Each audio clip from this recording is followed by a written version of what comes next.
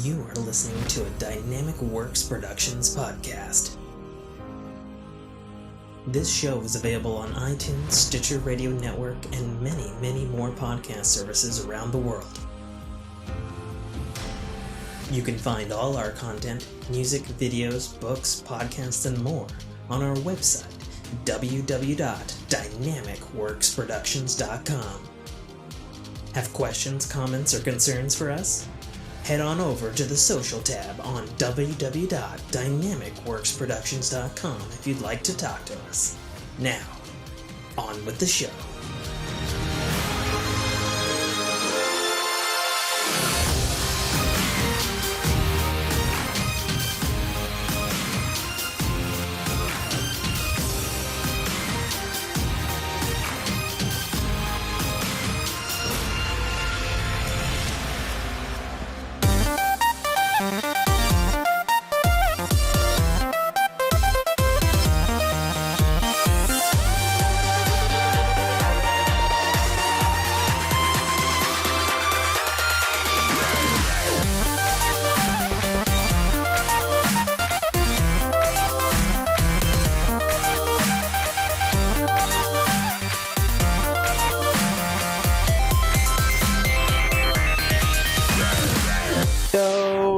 Oh my god, it's been an age.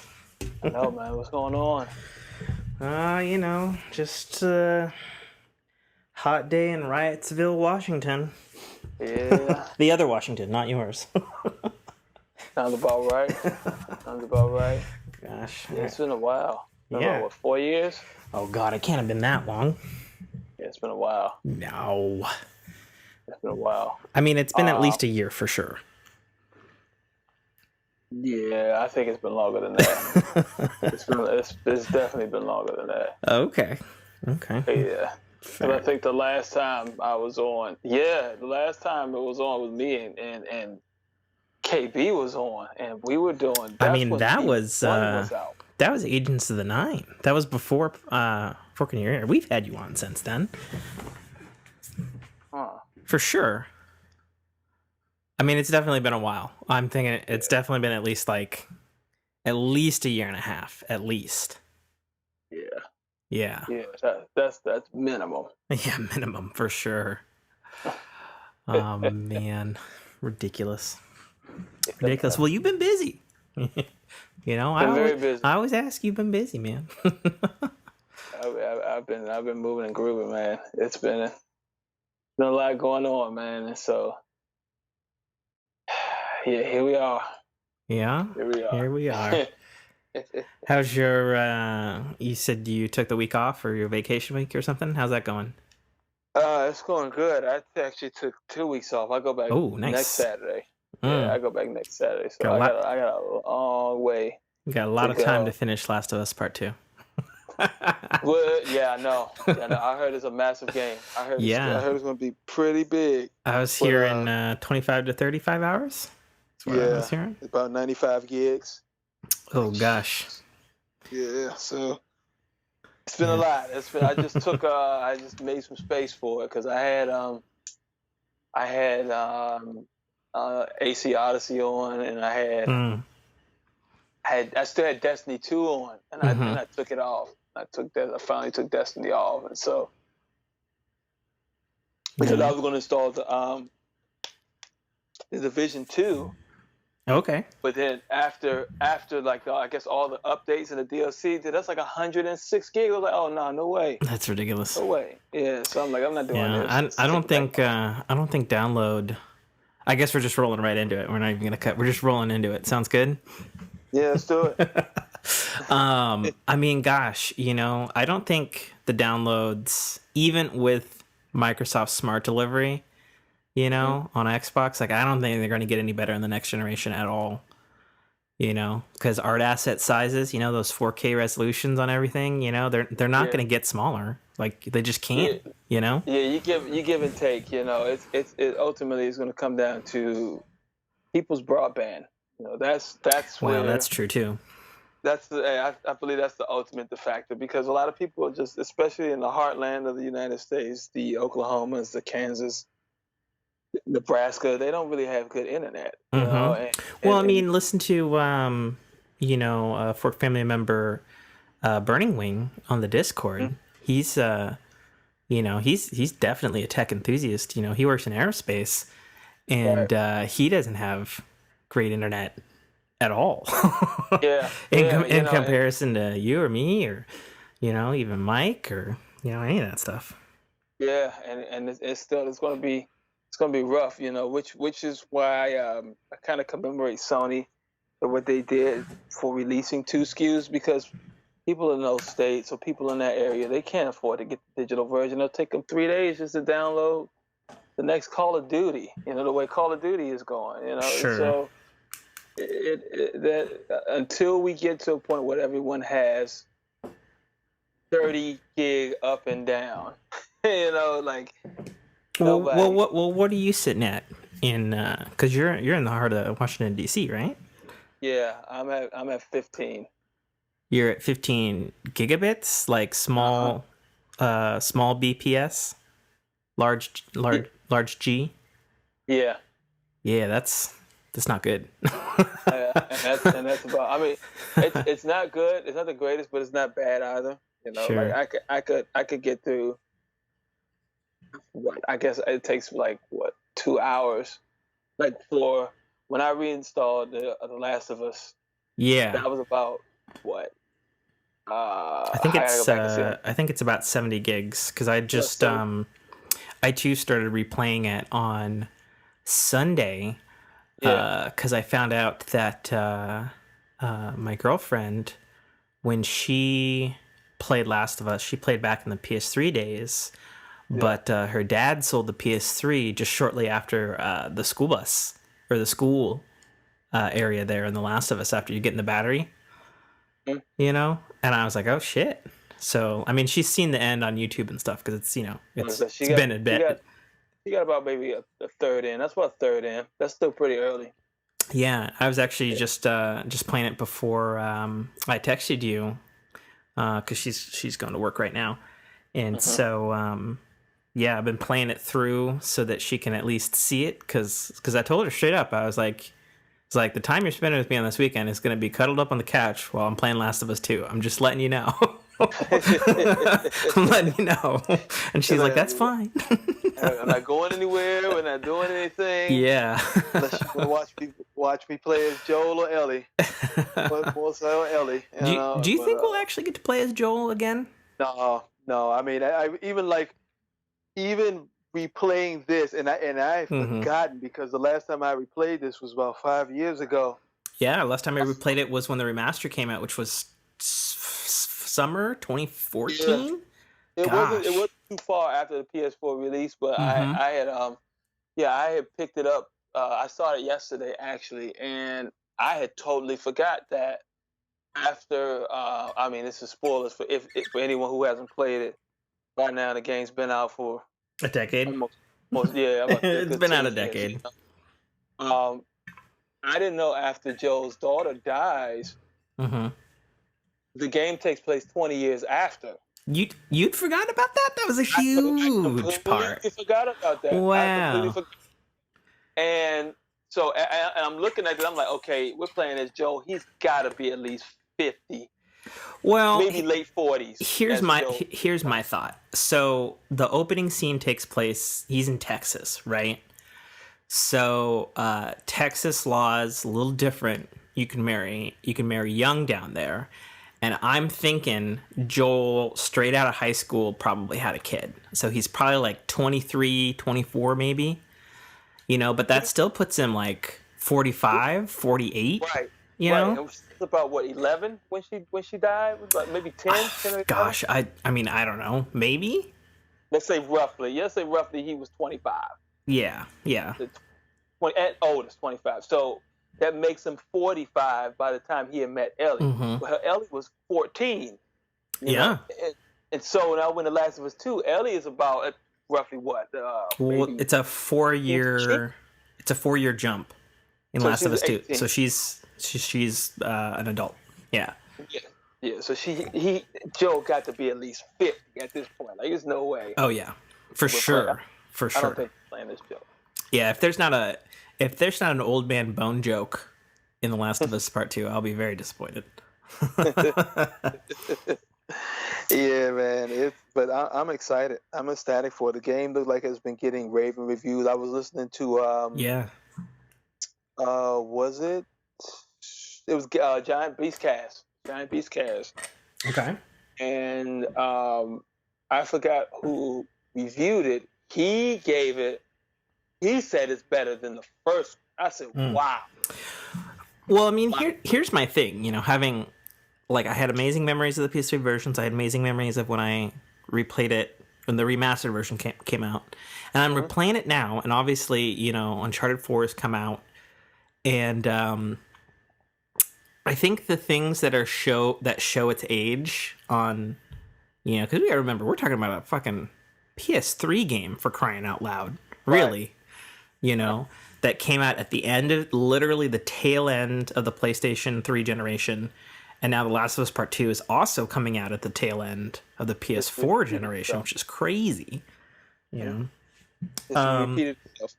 thing that for me, and I don't know if you've experienced this yet in your playthrough, that's getting to me and showing its age is that the fucking enemy AI is I always knew that was a little bit. Yeah, a little bit iffy, on that one, because it's wonky because sometimes they don't notice Ellie. Most of the times they don't notice Ellie, and Ellie's literally right there. Oh, sure. I mean, I'm not talking about the obvious AI where obviously you've got Ellie running around or your AI compatriots and stuff, and they're just running in front of the enemies and they don't see them. I'm talking like I snuck through. I just got to what's it, the Minneapolis, I think, or whatever it is, where we're going towards the Capitol building, and like all the hunters, Massachusetts, sorry, and like all the hunters are coming up and stuff, and there's like that like stretch where you're going through a bunch of buildings, and I stealth through, and I got to the back area where you go down, like some metal staircases, like out the back of this. I don't know what it is, like an old library or a big bar or something. Like a Barnes and Noble or something like that. Something like that. Yeah, like a Barnes and Noble, exactly. And I killed 2 dudes with an arrow stealthily. Didn't alert anybody. Everybody was good.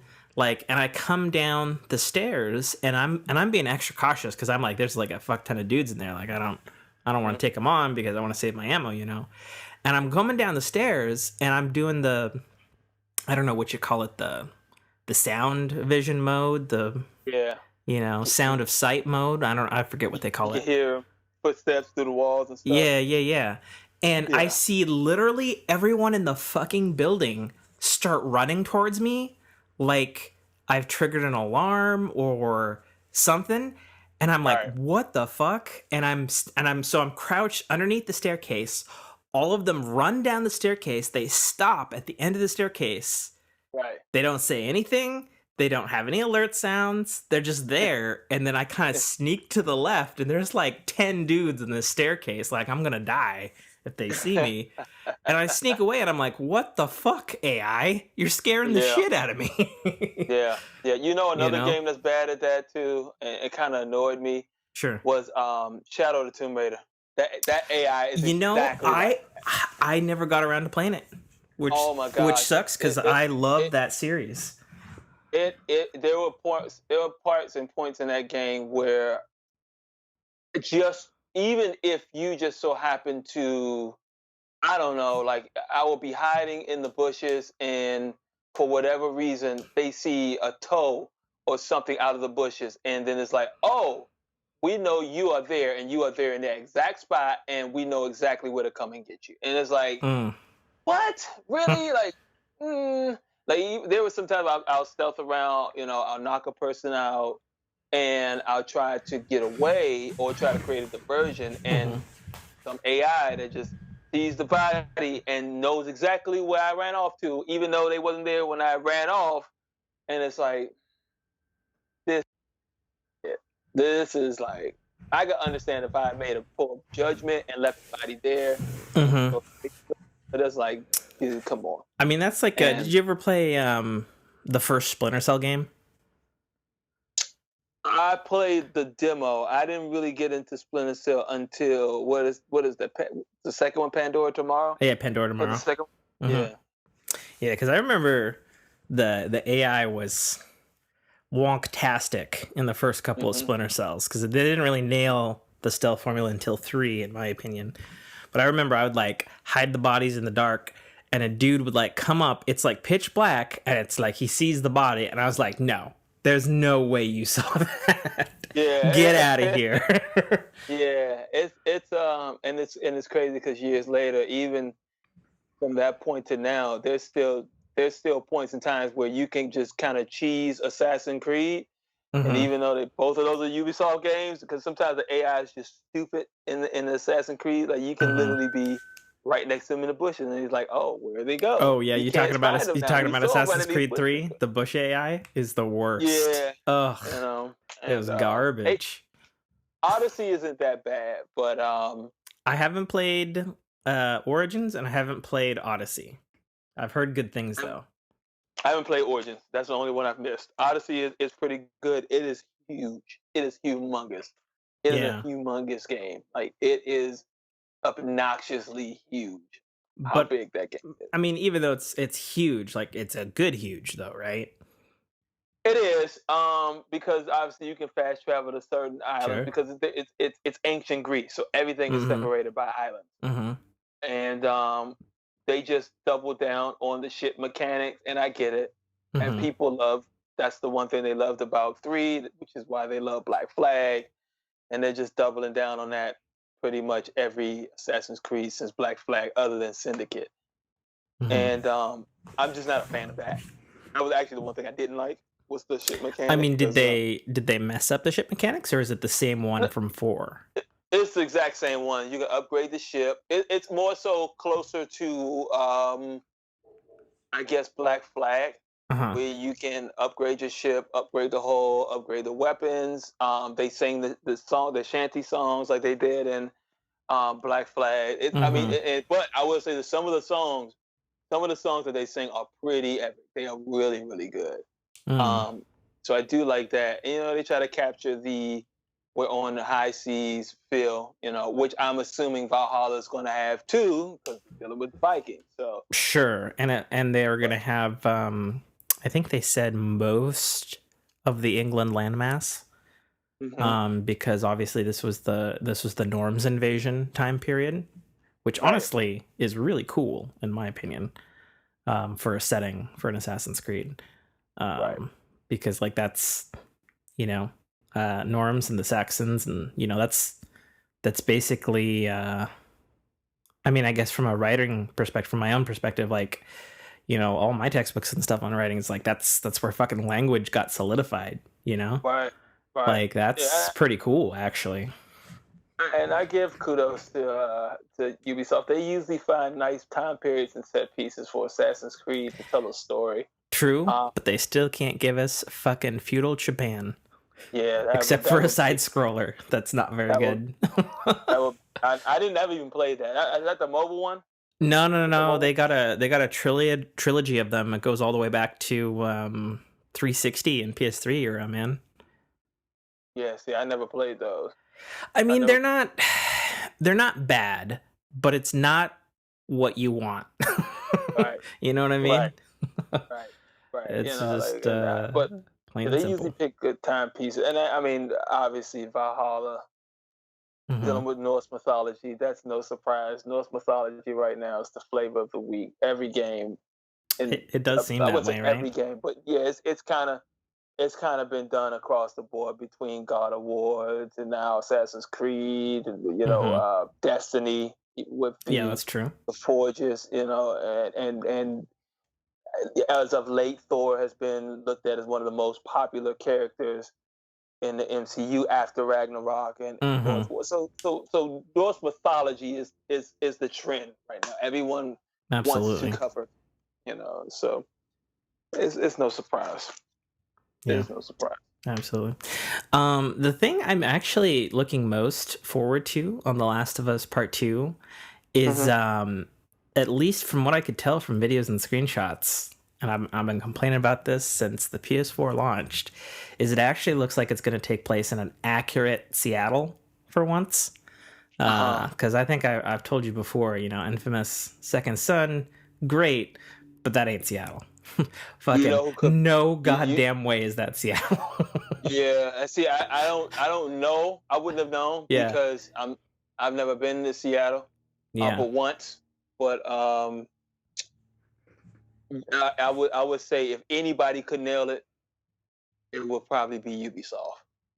It will be Ubisoft. Ubisoft. Even though I think Naughty Dog can nail it too. If anybody can nail mapping an area. Yeah, I mean, you'd think, except Infamous Second Son and the developers in the sister city to Seattle, like 5 miles away. I don't know how you fuck that up. That's a little embarrassing. It's a little embarrassing. Yeah. Even to an extent, Bethesda got it right somewhat with DC with Fallout 3. Because just like Sucker Punch, right? Yeah, Sucker Punch. Yeah, Sucker Punch. Yeah. Just like Sucker Punch, Bethesda is literally 20 minutes outside of DC. Right. So, and it's funny because it's called Bethesda, but it's really in Rockville, which is 5 minutes outside of North Bethesda. But yeah, even though they kind of got it right, they could have did better, but they only focused on downtown DC. Well, didn't you say? And I only ever played the beta, but and I've also I think I've only been to the airport in DC. You said Division 2 nailed DC, right? Oh, they nailed it. They got it. They got it right. They got it right. I was playing that game, literally walked to my sister's job, literally ran through Metro Center, where obviously the big Macy's that's there, it changed to another title because obviously they don't have the Macy's license.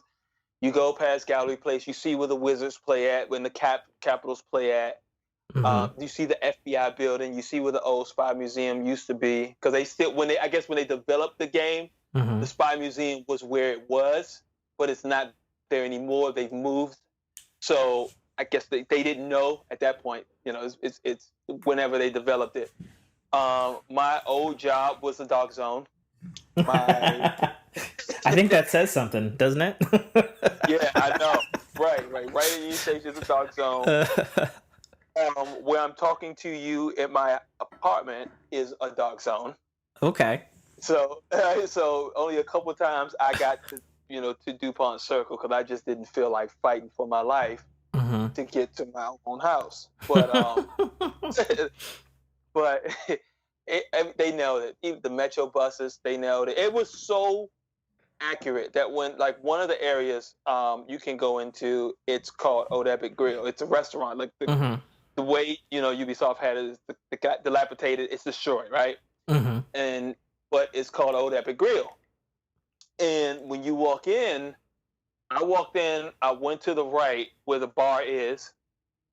And that's where the bar was. And it was so accurate that not only they got the bar right, they got the backdrop of the bar right, they even got the TV on the upper right hand of the corner where I've sat at and watched games. Wow.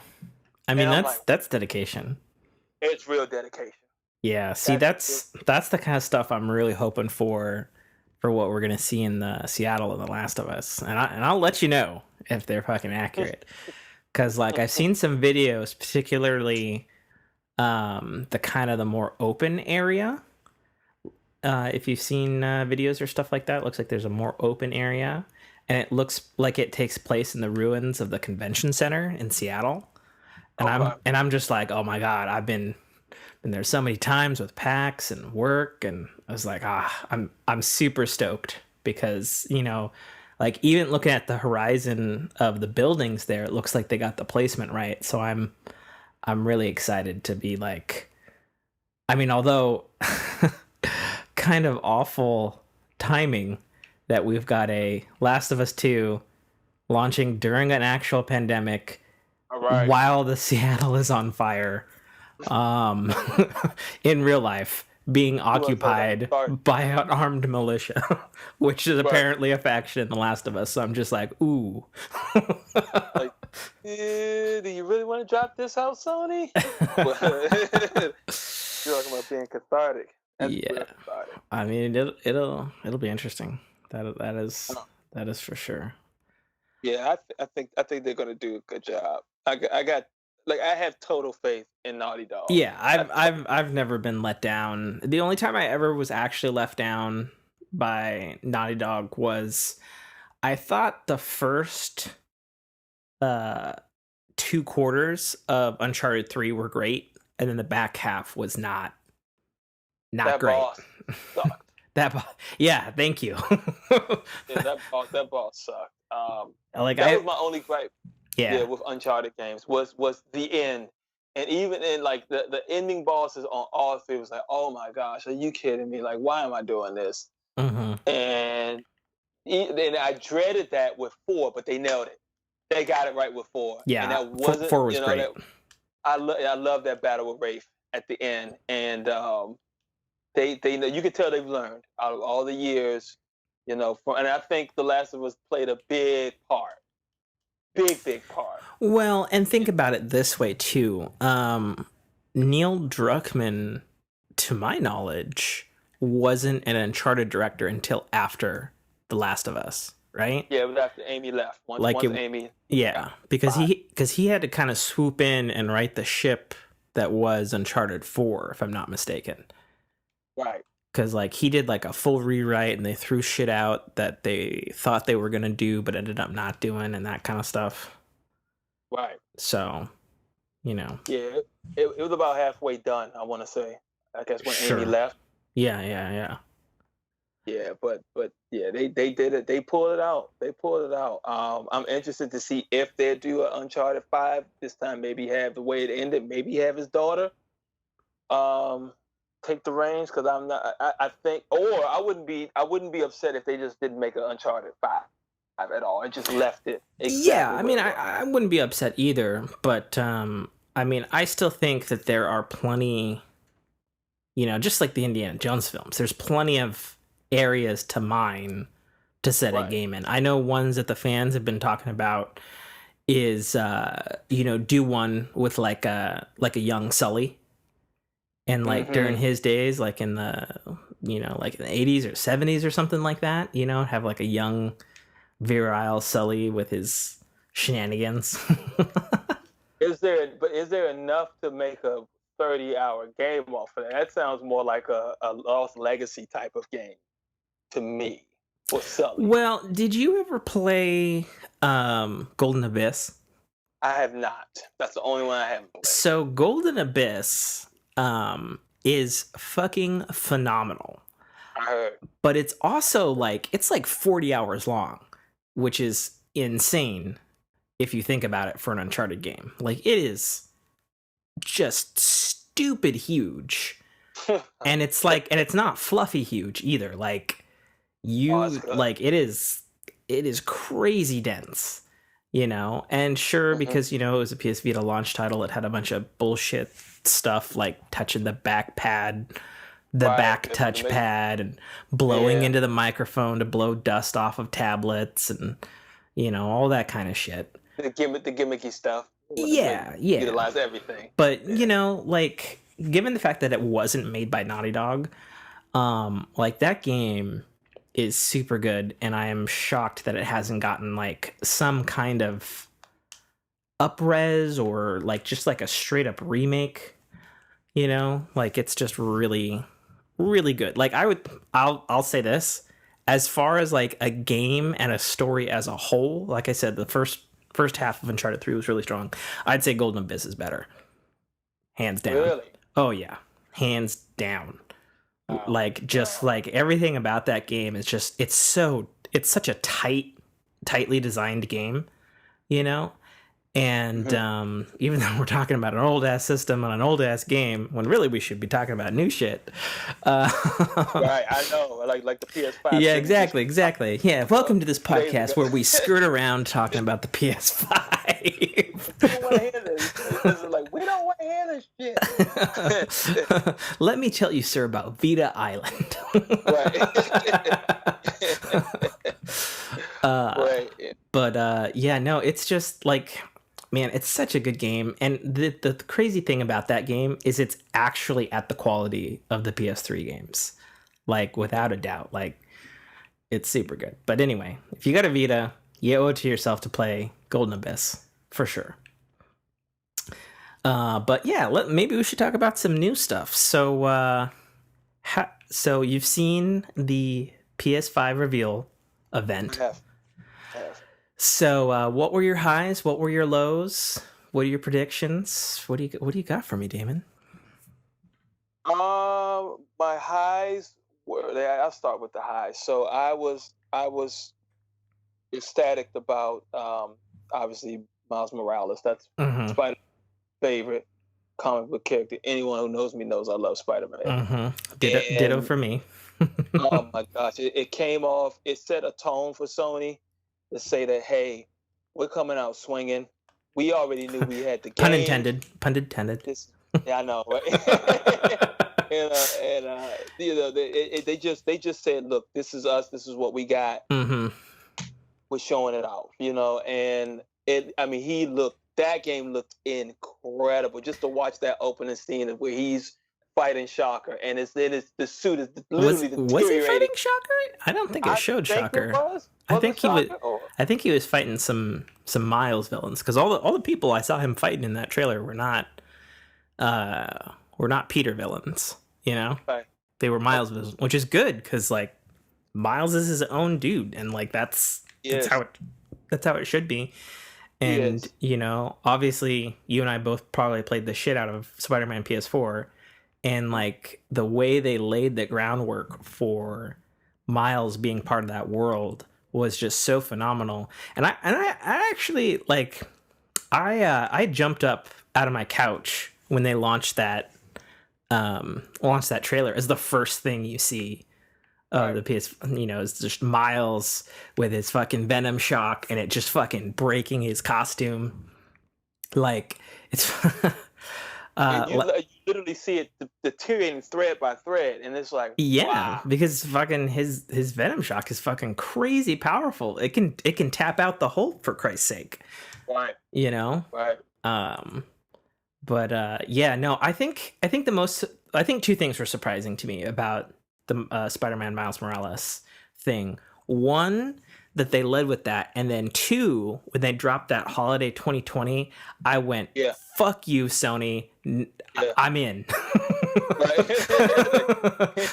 Like I wasn't even happy about it, but I'm excited about it. Like, you son of a bitch. Yeah, I'm in. It was exactly that moment, dude. Some people like, hey, you want the Spider-Man 2020? Yeah. Son of a bitch. Yeah. Now there's been some new information about that since the PS5 announcement stuff. Yeah. So it's very interesting, because I feel like Sony PR is kind of skating around that it may also be on PS4. I would be surprised, and it should be. I agree. I agree wholeheartedly as well, because, well, think about it this way.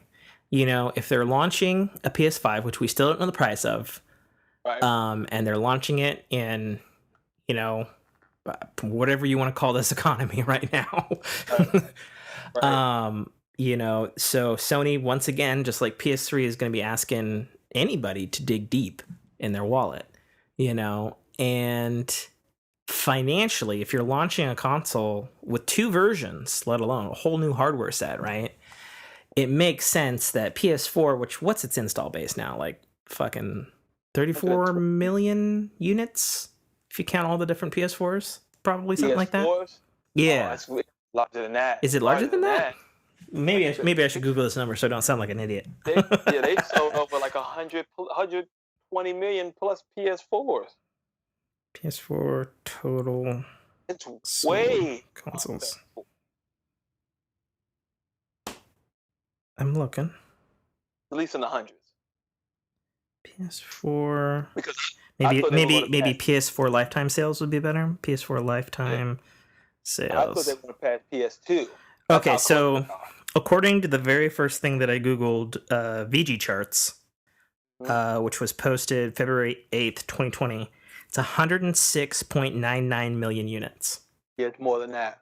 It's more than that. So financially, it does make a fuck ton of sense for that Yeah. to be like available on PS5. Looks best, plays best, etc. But then also quietly, but also available on PS4 because money, and Right. we can And help here's the, we can help cushion the blow that they're gonna obviously take launching this console. yeah, and like I said, you don't want to alienate a whole base like that, Sure. especially it just doesn't make any sense, and everyone's not going to go out and get a PS5.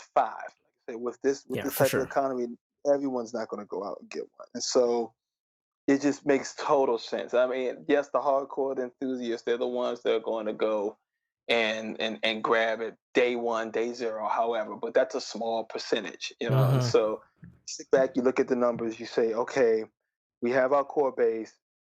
We know that they're going to go out day one, and on top of that, they're going to have limited. They've talked about having limited supply Yeah. at release anyway. So it just makes sense just to release it for the PS4, And I wouldn't be surprised if this was a PS4 initial release and they just put the juices and berries, slapped it on the PS5, and say, "Here it is. This is Mm-hmm. what we got." Well, So, I mean, if you followed the articles going all the way back a year ago when they first showed, I think it was that Wired article. Oh man, you cut the video on. That's totally gonna fuck up the audio. yeah, I tried to cut it off. My fault.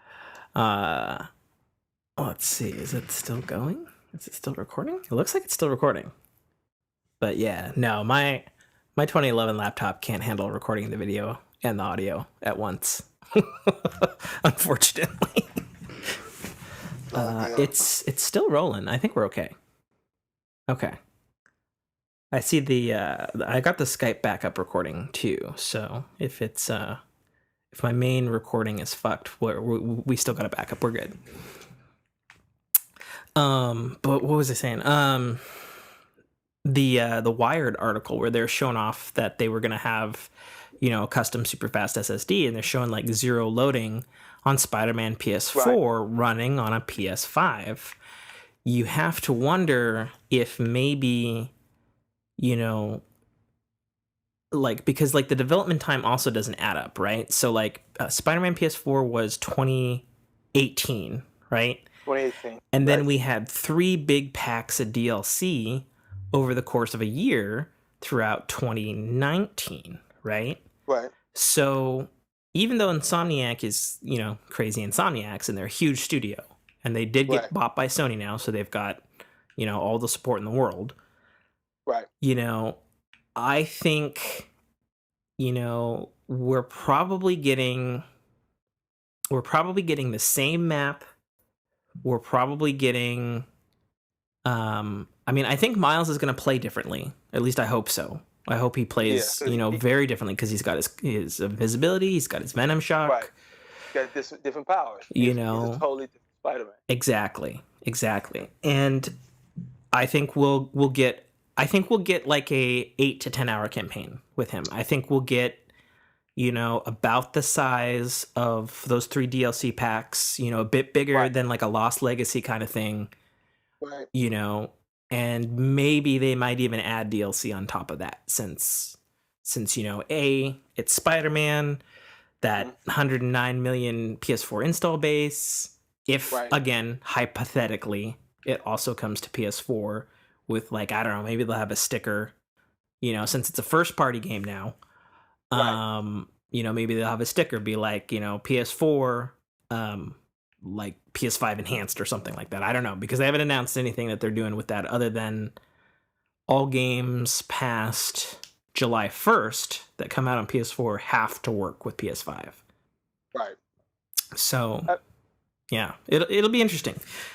It'll be interesting for our wallets, really. I look at it like this. I think, like, I agree with you. I think it's going to be probably a little bit bigger than Lost Legacy. It's going to be around in that type of game, that range of Lost Legacy. You just have to. I look at it from 3 different views.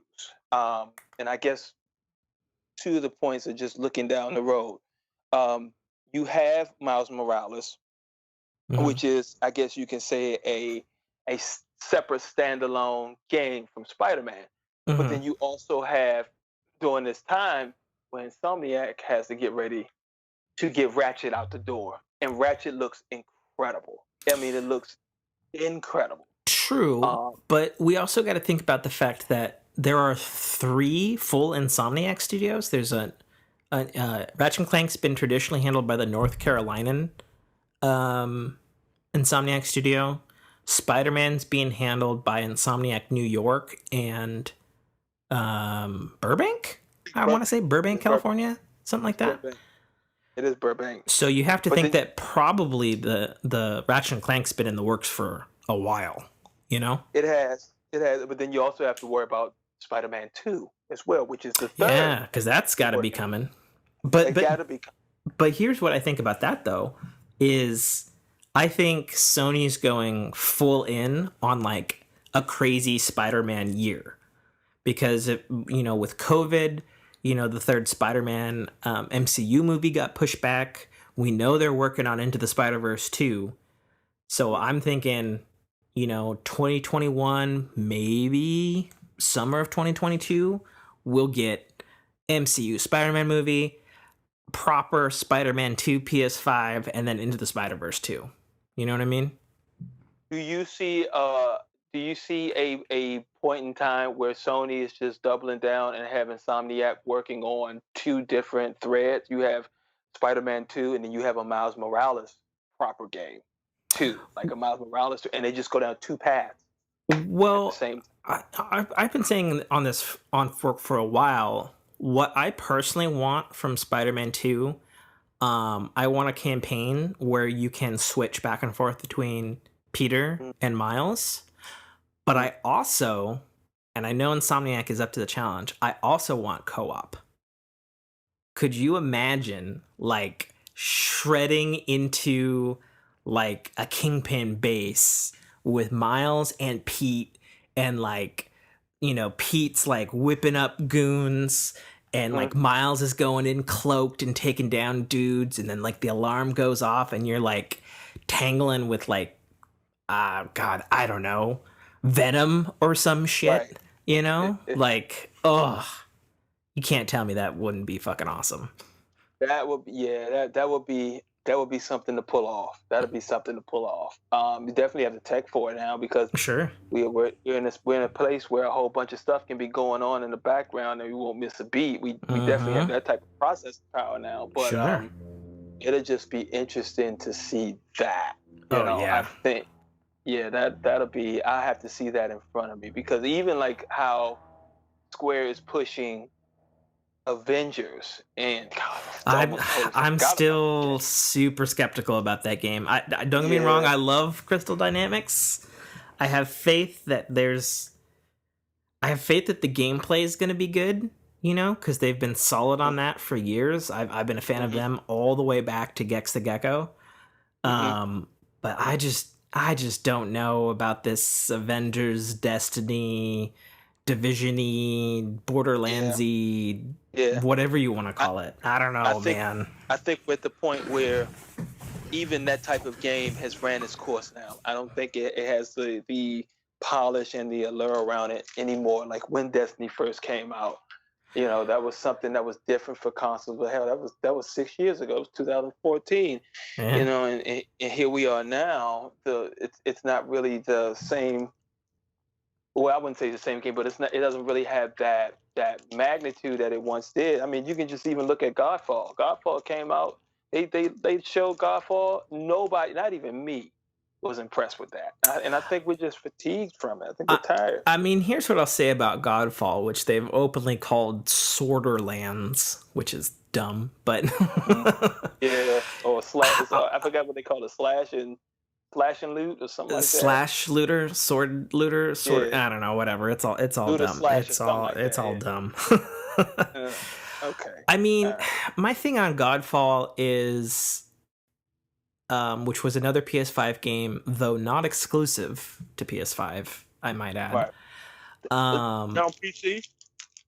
I don't know about PC. I know for sure it's on Xbox Series X Okay. and PS5 at launch. So Right. this winter, fall, whatever.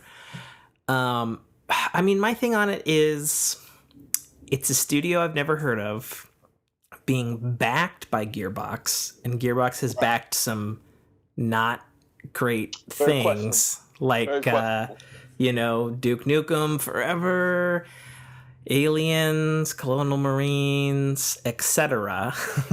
But didn't they do the Cliffy B game too? Which Didn't they Cliffy B? publish that Which one? one? Oh my gosh, not Battleborn. With Lawbreakers? Is that it? Is that Lawbreakers? No, I thought because one? Lawbreakers only came out on PC. I think Cliffy self-published that one. Okay. I'm pretty sure. I don't know. I never played it. It was only on PC. I can't remember. um, It might be Bulletstorm I'm thinking of there. Bulletstorm. I don't know. Did they publish Bullet? No, Bulletstorm's Epic because they bought the studio that made Bulletstorm, because then they had them do that That's what it was. non-numbered Gears of War game on 360 right before the end of its generation.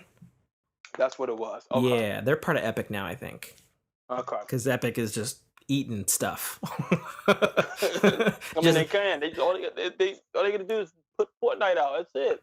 Being different skins. Well, and think about it this way. Think about how widely used Unreal Engine 4 is for cross-platform games.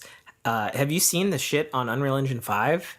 Oh gosh. With their insane, like, by the way, we're getting rid of level of detail because our crazy AI algorithm can just make it somehow come out of our ass. Like, I was like, Jesus, that's a real game changer, more so than maybe anything else that the consoles are offering, whatever that crazy tech is.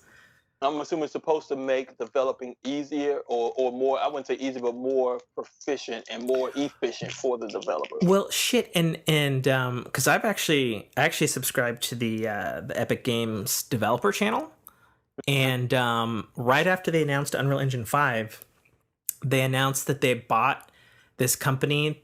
I can't remember what it's fucking called. It's like Gigatexture or something like that. That's been making like Hollywood quality, like photo real quality, like assets of like rocks and trees and shit for like the last 7 years. They bought that company, and now it's integrated into Unreal Engine 5 dev kit for free, and you can just pull the assets offline. Oh wow! So it's open source, basically. Yeah, like, and then they also introduced this thing where they have they basically have a planet simulation engine.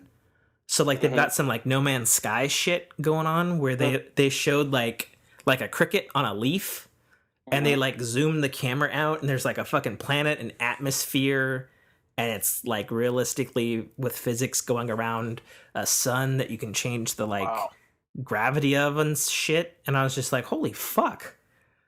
So like it's interesting to me because I think we all know 360 PS3, everybody used Unreal Engine 3, but they were late. But they were late to the game this generation with Unreal Engine 4, and now it seems like our Unreal Engine 5, nobody can compete. Look at this bitch. Look what it can do. No, it's not even close. When I saw that demo on, I think it was Digital Foundry when they showed it. Yep. Oh my god! You watched the Digital Foundry Lords? Yep. See, this is why I missed fucking having you on, man. Because like you're one of the few fucking people that we can talk this really nitty gritty fucking tech shit about we get and have to the weeds, some man. semblance of understanding of. This is fantastic. We get into the weeds, baby. Yeah. But you know what? I would love to see, and I hope that God Remedy does another one. I would love to see a Control 2 with that tech. So I would love. I'll be real. I have not played Control. I've got a couple of friends who said that's pretty awesome. Jim, you gotta play it. True story. I had a dream about Control 2 nights ago. I've never played the game. I don't know what that's about. It was one of those games like it was a editor's choice. Yeah, I know. It won a ton of awards. I'm a Remedy fan. I love Alan Wake. I love Max Payne. Love Quantum Break. You know, like I'm a Remedy fan. Like you don't like it's funny that I didn't pick it up. I think one of the reasons I didn't pick it up, God, what was I playing last summer? It came out around like Jedi Fallen. No, Jedi Fallen Order came No, late. that was It came November. late. It came like November. Yeah. Yeah. I'm telling late summer. What Yeah, came out it was around like summer last September. year? What the fuck came out? I don't even remember. September of last year, right? Yeah. You had second row was at the beginning of the year. Um, I don't even remember. Anyway, oh, Death Stranding. Death Stranding came out September. that could have been it. That could have been it. Death Stranding came out September. Yeah, I don't know.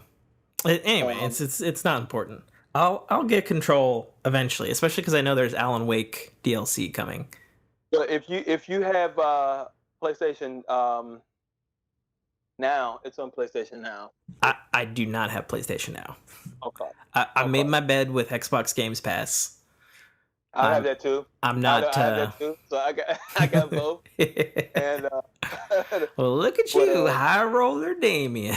no, I do a little bit, man. I do a little bit. I got it. Well, I pretty much did it for the PC version because I'm still skeptical. I think I'm gonna do it. I think I'm just gonna have a PC and stream my Xbox anywhere because I'm not sure if I'm gonna get an Series X and a PS5. I think I'm just gonna go PC and PS5 and just run everything off the PC. Yeah, I mean, it does seem like Microsoft has made that an option now, which is honestly, it's a good thing. Yeah. Yeah, man, it's really this is how much of a Spider-Man fan I am. So if it's PS5 and Miles Morales Spider-Man launch title only PS5, right, I have to get a PS5.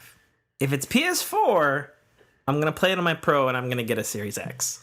But I don't think you're the only one that said that. I think Spider-Man is a big enough juggernaut to push consoles. It definitely it is for me, you know? Yeah.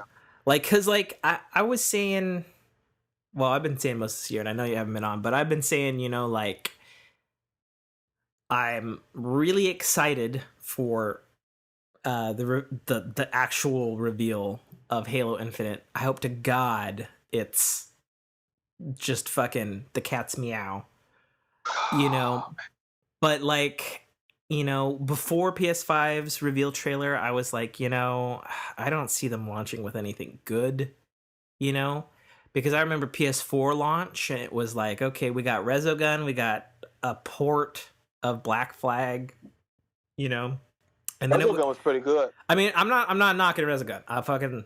I got some high ass scores in Resogun. I'm not knocking Resogun. I'm just saying, you know, we had that. Right. We had Outlast. You know, it was slim pickings until January, March. No, it was Infamous, which was the next year.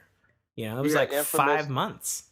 And then you had like I don't think it was nothing in April, and then Watch Dogs in May. Was it was Watch Dogs the same year as?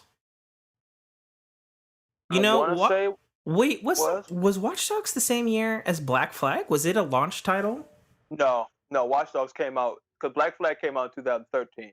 Okay. Black Flag came out in 2013. Watch Dogs came out because it got pushed back. Yeah. It got pushed. Mm-hmm. And that's when Ubisoft got into that controversial. The trailer that was running on a high-end PC that didn't end up looking that way. Yeah, I know. Looked like that, right? Yeah. And they caught a lot of fire for that, and it ended up coming out in 2014. It came out like May, around Memorial Day, a little before E3. It was a little before E3 when that game came out. Yeah, I gotcha. So I mean that's the way I see it for myself because like I know we've got the Xbox July event right around the corner, and you know,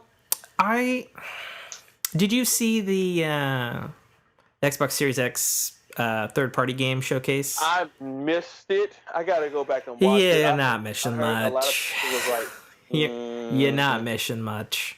The only thing that was like really like, oh, holy shit, was there's like this crazy like first person shooter that had some driving elements and some wall running, and then it looked really good, like graphically it looked looked next gen, but then they were like, this was made by one dude, and I was like, oh, holy shit.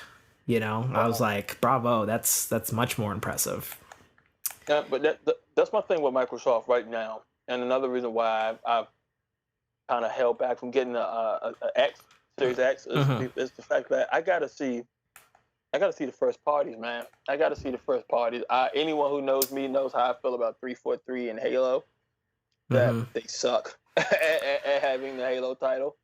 I mean, so as a longtime Halo fan, like the way I view 343 is, and I know I'm probably in the minority. I loved everything about Halo 4. The online multiplayer wasn't as great as 3, but other than that, I thought the story, the redesign, the gameplay mechanics, what they added to the franchise was solid. And then they did the opposite in Halo 5, where the multiplayer was super solid.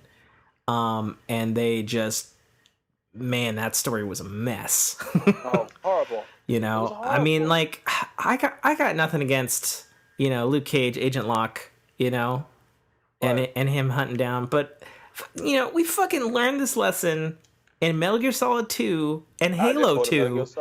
Stop taking away, when you have a legendary video game icon, the worst thing you can do is to, and this is going to be blasphemy because everybody who knows me knows I'm a hardcore Sonic lover.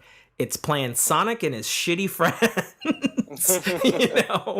Like that's why the Sonic Mania game that came out a couple years ago, like it was Sonic. Like there was Tails and Knuckles, but they played the same. Like it fucking. I like Knuckles. I like playing as Knuckles. Yeah, no, I see. Like I dig the original set. Like and I'll give them a little bit of leeway. The I played Sonic Forces. The custom character you make is not the worst thing I've seen from that franchise. Right. It had solid. You had flamethrowers and grappling hooks. Like that's all right. That's all right in my book. Right. I even like, even not to diverge away from what we were talking about, but I even like Sonic Adventure 2. I mean, you played as Shadow. I loved Sonic Adventure 2. That was my jam. I actually replayed. I replayed Sonic Adventure 2 this year in quarantine. Dude, I used to be so lethal at that game, dude. Like if they were speed running back then like they are now, oh my god, I could run through few levels and just get a perfect ass. Oh yeah. I was so lethal in that game. Green Forest, White Jungle, let's go. Yeah. I knew what all the secrets were, exactly how to jump and do the tricks, exactly how to like land on the rails and skate on the rails. Oh my god. I mean, those rails took fucking skill, dude, because you had to fucking, it was like, Sonic with a little bit of Tony Hawk, I guess, would be the only thing I could think of. And here's the thing, like especially like at the ending part where you go to the space station, like you had to know which rails to pick to go the right way. Oh yeah, because some of them are death. Yep, some of them were dead ends. You just ride off the rail, and you like literally had to know which ones to pick, and you're just flying through them. Yeah, I love that game. Yeah, I love that game. Super good, super good. Speaking of Tony Hawk, though, they're bringing it back. I'm excited for this personally. Me too. It seems like even though. It's the Lord Sauron Tower Devil Activision Blizzard.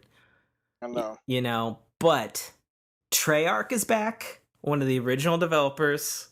They got almost all the the licensed music and the skaters back. You got all the old levels. And unless people forget, they actually did have a Tony Hawk 1 and Tony Hawk 2 HD. Beginning of this console generation, but it was garbage. It's just fucking. It is pure trash. I heard it was trash. That shocked me though, was the licensing soundtrack. That was my one thing. I was like, dude, I don't know how they're gonna get those old songs back.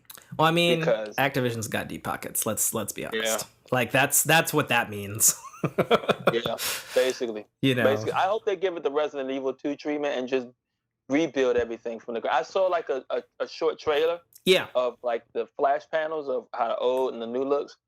So I just hope they give it that love and that care, because I loved the Tony Hawk series. Oh, me too. I mean, Tony Hawk's 3 had its moments. It was definitely I think the maps were kind of weak in 3, if I Yeah, remember right.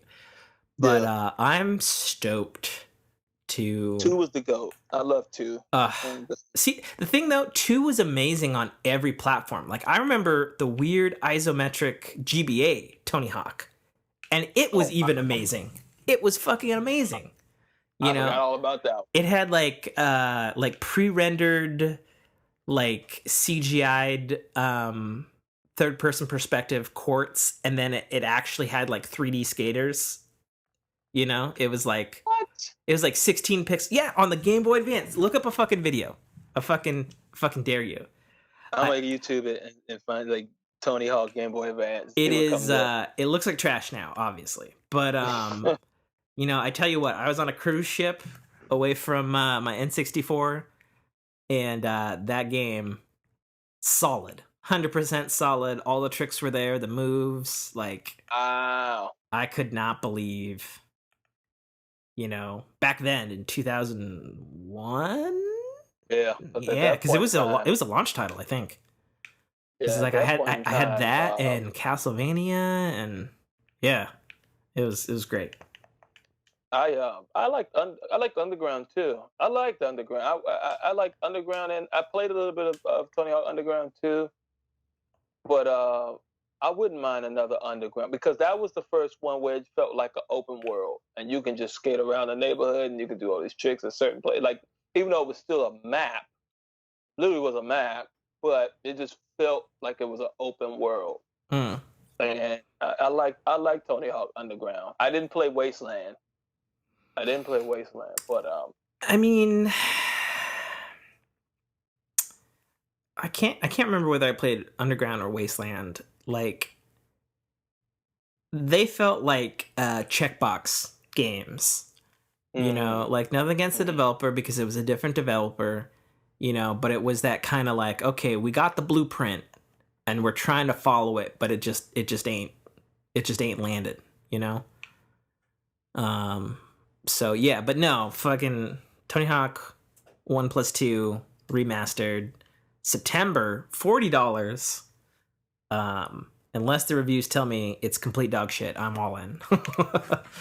Like, yeah, and it's I got think online as I recall. It's also got online competitive and co-op, and hell yeah. yeah, that's gonna be dope. The leaderboard, the scoreboard, yeah, that's gonna be dope. But yeah, I'm excited for that. It comes out around my birthday too, like September, sometime in Nice. September. Um, but that would probably be a game I pick up because I see it and then get to it later on because I'm still probably gonna be on. I'm not gonna lie to you. I still probably be on Cyberpunk at Mm. that point in time. I'm still gonna be pushing through because the way Now, what do CD you now Project what are you Red. getting Cyberpunk on? That's the question. Um, probably the PS4, and then Really interesting. if they do, because I know they have that agreement with Microsoft that if you get it on the One X, you can shift over to the X Well, it's with it's the it's any Xbox because it's got that smart delivery thing. right with the smart delivery. I'm Mm-hmm. assuming they're gonna work out something with Sony to do so with that Yeah, I because I mean, want to play. I don't want to wait. I want to play that game as soon as it yeah, I launches. mean, for me, just because of how, I mean, obviously graphically intense that game looks like, that's going on my One Yeah. X for sure. Yeah, it depends. I'll probably be more solid by that time because I'll probably just get it on the PC if it launches. Is this day and date with console No, it PC is version? not. Then It's yeah, it'll it's be a it's a PS5. couple months behind. It got It'll be delayed. PS. You're gonna be mad. It got delayed because Yeah. of the Stadia version. Not surprised. Well, think about it this way: if it ain't making the PC date, it sure shit ain't making the Stadia date. That's it. That's the nail in the coffin for Stadia. It's over. Yeah. It's over. They needed that. They needed that for a win. They needed that for a win. I don't I know mean, if I guess. Google can recover from that now. I don't know. I actually speaking of Burning Wing again, he actually gave me a free trial of Stadia, and I attempted to play Stadia. They got one good game on it that I liked, and I thought it was pretty solid. That was Which one? That was called oh my gosh, why am Guilt? Mm. That, that Well, was if with it's on there, you got to pay for it. I got a he gave me a 3 months Stadia Pro, so it's got their like library of free games or whatever, which is it's, no, that should be free. Because it's. when I got it, I started playing when Google I mean, was giving out I those can look right 3 now. months. There's a dumb little Stadia app thing. Yeah, Let's it's see, spelled. It's not spelled like Stadia. how you would spell guilt. It's Gylt. Okay, watching Google Stadia app on phone. Going to store. Okay. Yeah, I think it takes you there. Oh my god. Is there really no fucking search bar in this fucking app? Are you fucking kidding me? Are you? No, I'm trying to. Stadia. Come on, guys. I'm even like I have the thing on my phone and it's failing me. There's no fucking search bar. There's no search bar on a Google product. Are you kidding me? that whole initiative launched a joke, and this is coming from a big Google fan. Yeah, that's right. You're That's a Google probably the fanboy. I biggest totally bomb. forgot about that. That's the biggest bomb Google has ever had. Okay, I've got see all games. That's the best I can do. What's it called? Okay. Guilt. Guilt. Uh, Oh, GY. Oh yeah, you're right. It is oh, free. You're right. yeah. So you're saying that one's solid? That one's pretty solid. I got midway through because I just didn't really have the time to get through it all. I was going between the PS4. I was playing and testing out the streaming service that Xbox has. 'Cause I was playing. I was playing. Literally, I was playing. I was going through backlog, and Mm-hmm. then I was playing Bloodstained Ritual of the Night on my phone, and I Mm. was playing just to test to see how it works. Mm-hmm. I was playing the MCC. That's Chief Collection on my phone. Nice. And I'm super envious. I know you and Nate Fu on our Discord mhm. have it, and here I am it, in Microsoft land, and I can't get into the fucking thing. So dumb. wow, I want to try it. God damn it. it's solid. It's Yeah, that's what solid. I hear. That's what I hear. I even played Destiny on it, and that was my first time playing Destiny in like months. I said, let me just see how this is. I wouldn't. Destiny was okay. I wouldn't prefer playing it on a phone because of the lag is Mm-hmm. even more more noticeable than it would be if you were playing it at home on a home console. Mm-hmm. But it's solid. Like Bloodstain was solid. The controls were responsive. It didn't feel like it lost a beat.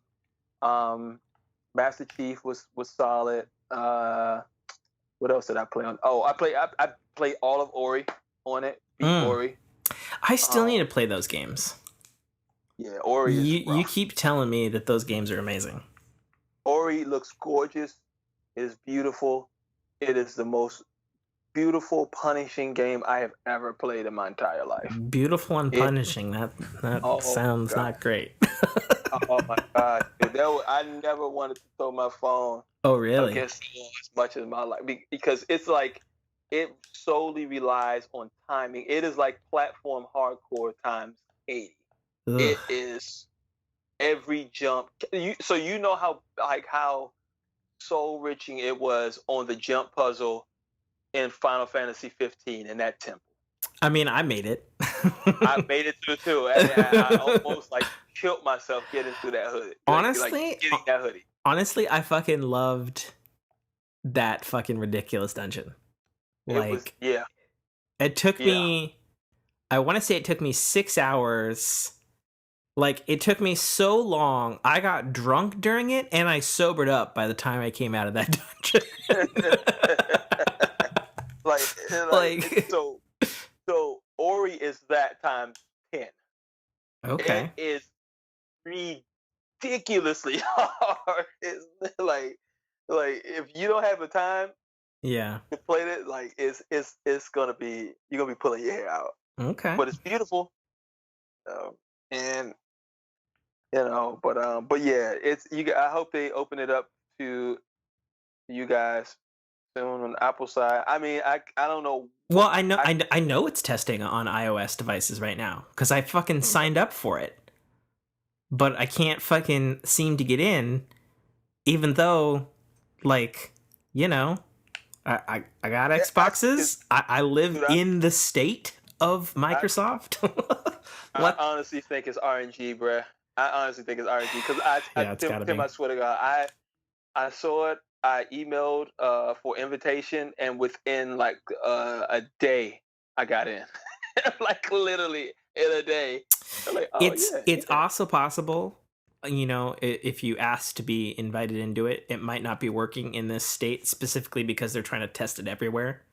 You Yeah. know, they probably already know it. It works good close to home. You know, all their server farms and shit here. You Yeah. know, that's probably what it is. That's true. You That's know. true. And then I feel like once the Series X launches, it's gonna because it's still in beta. I Hmm. think it'll be ready by then. Once the launch, and then it'll be for everyone. Everyone can do it at that point. Well, let's get back to these to the big PS5 conference, you know, and then also, you know, what we expect or want to see from Microsoft's in July, because really now the pressure's on for Oh them yeah. to bring not just the games but some of the, you know, the secret artillery sauce, right, to retaliate Right. back at Sony. Right. Um, because like for me, I'm all about that Halo Infinite. I've fallen down the conspiracy hole on Halo Infinite, Mm-hmm. by the way, Mm-hmm. and did some research, and this is actually true. So Halo Infinite has a whopping 5 studios other than 343 working on it. For the Actually, Ubisoft. For the yeah, Ubisoft. and they've got no less than 1,000 developers working on it. And there's these rumors going around too that on top of that, you know, because it's been in development for so long, Right. they've got a $500 million budget for the game, not the advertising campaign, the game, which is Wow. insane. Dr. Fidel dished out that much to Phil, huh? Say here, take this. Let's say, I mean, when you have your platform, your Siri on all your Microsoft devices titled Cortana, I Hmm. mean, we pretty much know how important Halo is to Microsoft. Yeah, and well, and Very. let's not forget there's still that fucking TV show. Yeah. That's Yeah.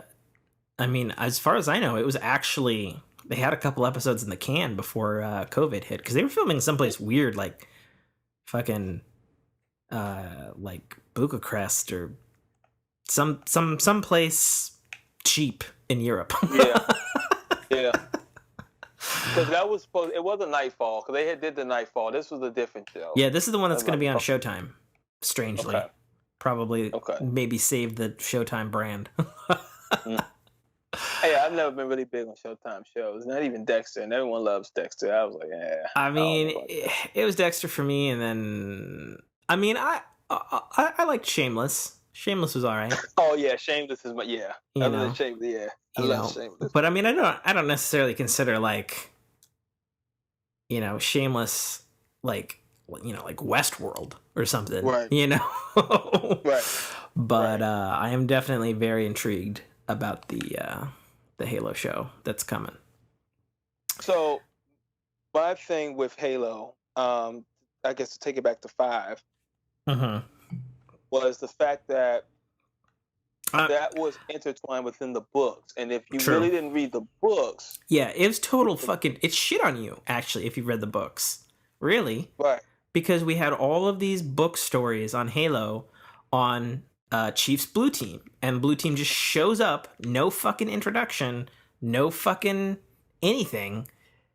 Like, you know, if you were a book person or if you were not a book person, like I felt bad either way because if you weren't a book person, you're like, well, who the fuck are these Spartans that I've right. never heard of? You cheated. You You got know, robbed. exactly. And then Yeah. as a book guy, I'm just like, wait, all we get is an intro and they're just kind of with you. We don't get to see the fucking reunion with his fucking squad. Are you fucking kidding me? It's ridiculous. Ridiculous. Fully executed. So, But Yeah, I commemorate Microsoft though to have that many studios on one game and everybody shut the fuck up. No one, no leak, no nothing. Yeah, yeah. I mean, I don't know about you, but like, I fully expect it to be Halo Far Cry on a ring world, you know? So, And at this point in the franchise's long history, I'm ready for like a God of War or a Breath of the Wild kind of shake up. You know what I mean? yeah, I think they can use it. Yeah, I think I think they can both they use could it. use it, and I think, you know, because the only thing we really know about Halo Infinite is that it's running on a brand new top of the line engine. Right. You know, and as far as I know, all the way up to Halo 5, it was still the Halo 1 engine, which is absurd. Really? Yes, really. That's why what did you play Halo 5 on? Like what kind of Xbox? Um, Base X. It's the base Xbox One. Yeah, and it ran like shit, right? Yeah, it chugged. Yeah, it Yeah, chugged yeah. because they were trying to force an engine that was made in 1999 to go 60 frames a second. Yeah. And the Yeah. engine was just like, Wow. no.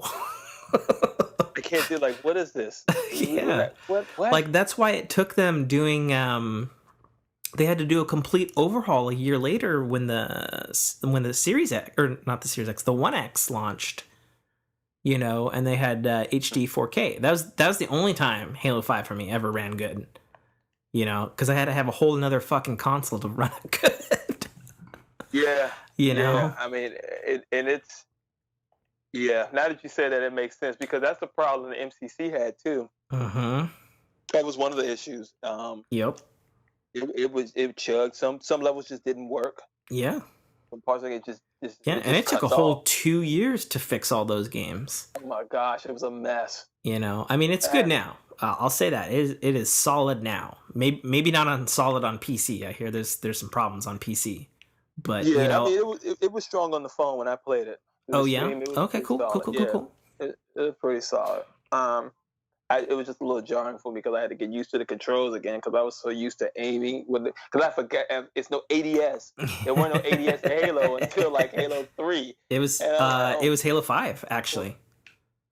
yes, They actually, did yeah. not have ADS until Halo 5. And I'm like, oh my You god, know, this is and honestly, having played Doom 2016 and Doom Eternal, Mhm. Halo doesn't need ADS. You know, like let Halo be Halo. You know what I mean? Yeah, I think just in general though, like I'm just used to even in a third person shooter, I'm used to ADS system. Like I couldn't Fair, imagine going through Destiny running a raid and not have ADS. fair, That'd be rough. fair. That would be rough, you know, especially after ironically the old developer who had Halo made Destiny feel so good. Yeah, And like I don't know, man. That's rough. You know, after playing that, after having ADS for years between Call of Duty and Battlefield and doesn't matter. Destiny. They all got ADS. Yeah, it's Battlefront, hard. Battlefield, they all got ADS. Yeah, you know, it's hard for me to go and just like, oh no, I don't have it. You know, which was kind of the reason why I think even though they had it in Prey, it felt wonky in Prey.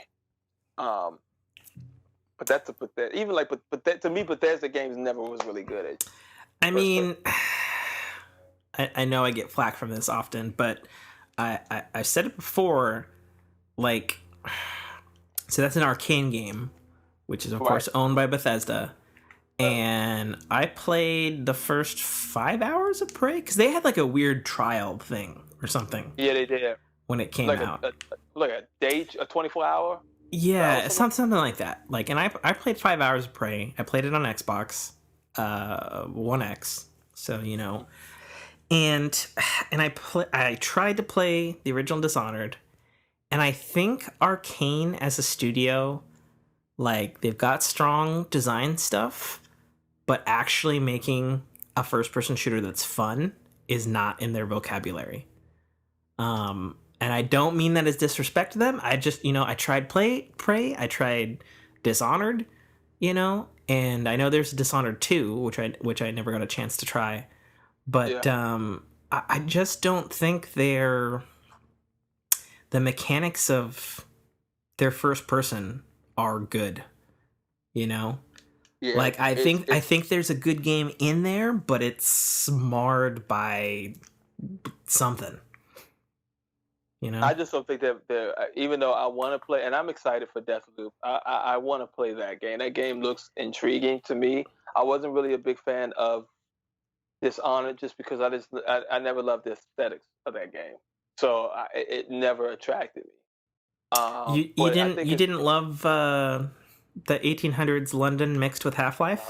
no man, no man. I muscled through it in Syndicate and Assassin's Creed Syndicate, but I you mean, know, but that's history though. Like yeah, that's a little different, yeah. you know. But it's like even the order. I muscled through it in the order. I liked it in the order, but it was just I don't know that type of game just didn't Yeah. draw me in, and so I never played the Dishonors. And Prey, I tried to. I think I'm with you. I just think they just don't feel good.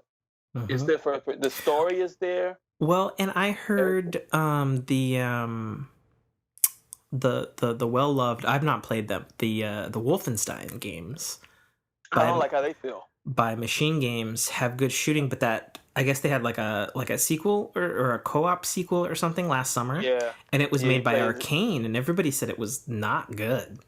Yeah, like they added a hub world. They did different things that took away from the magic of what Machine Games did. But I played Wolfenstein. I didn't like the feel of Wolfenstein. I think with me, it's the fact that I had just played Destiny too long, and to feel that type of polish and that type of feel on a first person, like when that gun hits, Well, it and hit. I think you and I have been saying the same thing for fucking years now. The only two first person shooters that have like just beyond reproach shooting mechanics are Titanfall 2 and Destiny.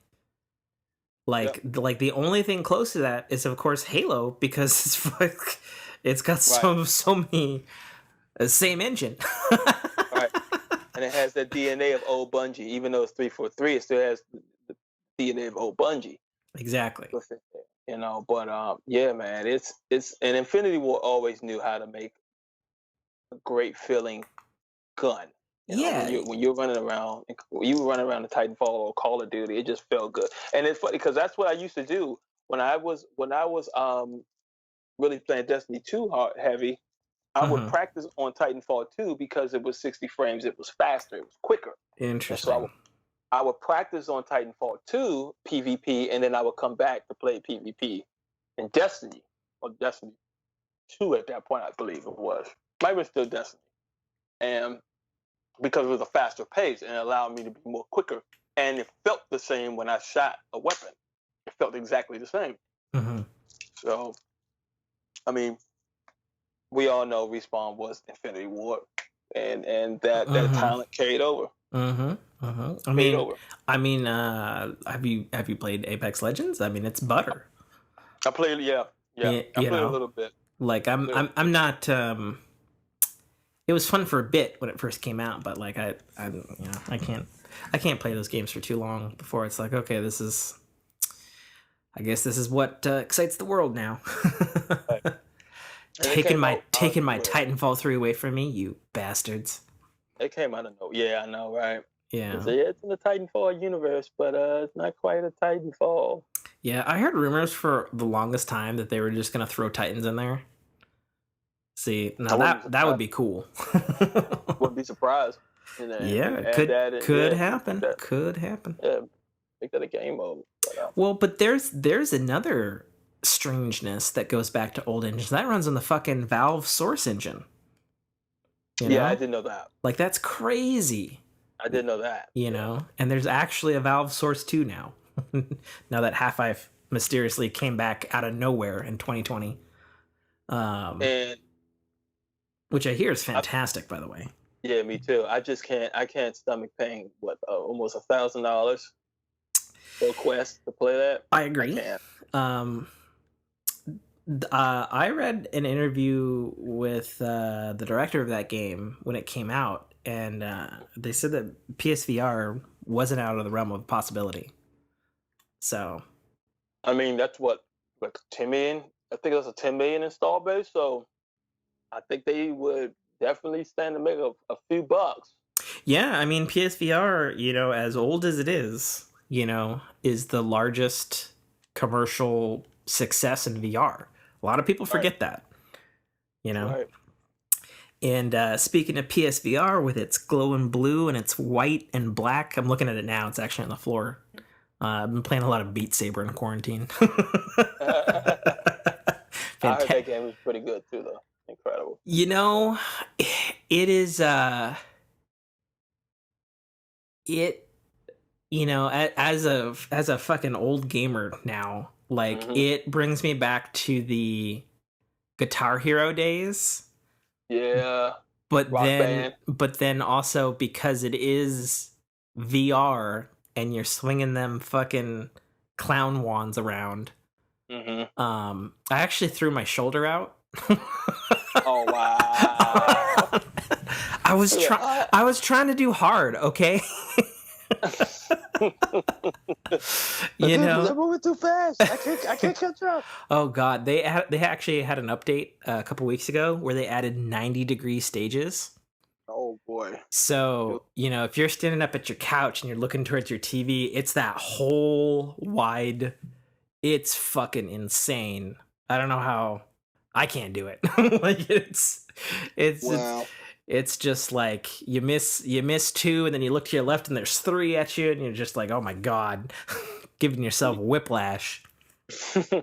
Fucking choking myself out on the PlayStation VR ridiculous amount of chords. Where the hell did this come from? Who are you? Oh god damn. Well, no, how it Oh, usually goes is there's about 30 seconds of the music. You hit about 5 of them, and then you've missed so many, or they've hit you, or you've forgotten to dodge a thing, and then it's game over. That's how it goes. before you even blink. Yeah. So what? Speaking of VR, Oh, oh, okay. what were you gonna say? Oh, I was trying to segue back to the PS5 looks and what you thought of that, since the PSVR is the secret Trojan horse, same design language as the PS5. It's got all the black and the white curves and the blue glow everywhere. I like the fact that they are taking a different route because, like I said, we talked about this too in the Hmm. Discord that they've you know in the past they've gone with the traditional black paint, Hmm. black console Yep. other than Every PS1, Right. obviously. Well, but PS1 was also, it was 90s. Everybody was Right, gray or beige or right, everybody had right. that color. It was in that tone. Yeah. I think it looks modern. I think it looks futuristic. I think it looks sleek. I think it looks rich. I like the fact that it's a bold move for Sony because Hmm. that the way that design looks, that could have easily went left. That could have easily looked very gimmicky in that design, but they walked the tightrope between between um, not fashion statement, but between like modern and looking good Hmm. and being too gimmicky. And they walked that tightrope, and they to me they nailed it. And when I first saw the controller, I was on the fence. I was Hmm. like, I don't know how I feel about this I'm still, controller. I'm not on the fence on the controller of its colors or anything like that. Like, Mm-hmm. I'm on the fence of like them fucking triggers and shoulders. I Because like think, what I was saying on the Discord, I've got an iOS Steel Series brand controller for playing my Apple Arcade games on my big screen, mm-hmm. and it's I mean it works, but it That's has the nice to hear. same kind of, like, it looks almost identical to the PS5. The triggers, the way they're located, and the big shoulder buttons, and they kind of go back into a hole. And it's not good. And I don't. Here's my thing with Sony. Like I've had every console so far. I Right. think the only console I never actually owned was a Saturn. I had that too. I had that too. I had that too. And the PlayStation line of controllers to me were never good until the PS5 or the PS4 controller. Yeah, I think You the 4 is know, their best one. because they stuck very stubbornly to the PS1 design and just kind of tacked shit onto it as the generations evolved, and that was not a good move in my opinion. Right. You know, and I definitely see, the elements of the PS4 controller in the PS5 DualSense. But man, those lines at the left and right of where the new touchpad is, that doesn't seem to me that seems to me like some grooved edge, like the original Nintendo DS that cut into your skin kind of thing. And Yeah. one thing I wish they'd shown in the PS5 reveal, and we got definitely more looks at the controller. We got to see it, CGI'd up or whatever the hell. We got to see that it actually does have, a standard headphone jack and stuff on it, But the thing that I really wanted to see was some fucking person actually holding it, so we could get an idea of where, our fingers are gonna go on it. Because like I don't know, I don't know how your hands are, Damien, but mine are, they're average size, but my fingers are super long and slender. So Yeah. like I like the PS4 controller, but an Xbox One controller is comfier, and then my Switch Pro controller is comfiest for me personally. Yeah. And and they've said that the PS5 controller is going to be bigger and wider, and you can kind of see that, but without like somebody's hand to see it, It looks like it's a chunkier controller, which I'll have to I have to get it in my hands. I'll have to feel it to see how I feel. Like right now, I love the PS4 controller. I actually hate the Xbox One controller. I hate that. Really. It feels like a brick. It's too blocky. I don't like that controller at all. Because the Xbox One controller is way curvier than the PS4 controller. It doesn't feel right to me. Like playing that. Well, let me ask you this, because there's been 3 revisions to the Xbox controller, which a lot of people don't know because they're all very subtle. Yeah. Like when I had the OG version 1 Xbox One. That's the one I'm talking about. Yeah, there were mistakes with that controller, but they fixed them on. Okay. They did an update when they had the Xbox One S, the little smaller one. Mm-hmm. They had an update to that where they had the textile grips like the PS4 on the wings. They adjusted kind of the angle of the wings, and then they added optional Bluetooth, which was very nice. Okay. And then they had another update because I have a One X sitting in front of me right now. They did another update where the sticks got better because they'd had their Elite controller, so they tightened up their base sticks. And then the one thing which had pissed me off since Go, and you probably might feel the same way, is I liked how the bumpers felt, but they weren't clicky enough. They weren't as good as the PS4, and then they finally fixed that in the Xbox. By the time it came to the One X, which is their version of the PS4 Pro. You see, I got a base. It was a base Xbox One X. Yeah, it was Yeah, they made some slight but very important revisions to that controller, and that's one thing that, and obviously, we haven't had our hands on it, that the new Xbox, they've made some more slight revisions too. Mm-hmm. Like honestly, it does blow my mind that it took an entire generation for Xbox to get a fucking share button. It blows my fucking mind. That came from them trying to, force feed us the Kinect and try to do everything voice activated, like clip that. And dude, nobody wants to say that. Yeah, it's true. Like, Nobody wants to talk you to their know, fucking console. yeah, man. Like I didn't. I have a Connect from the 360, and I didn't really much like it then. I definitely didn't want it in the box. I had And a friend who had the original Connect, and I tried it, and I was like, oh, it's this rough. is a prototype. It's rough. It's real rough. It's Yeah, real rough. yeah, I'm kind of glad they phased that out, but yeah.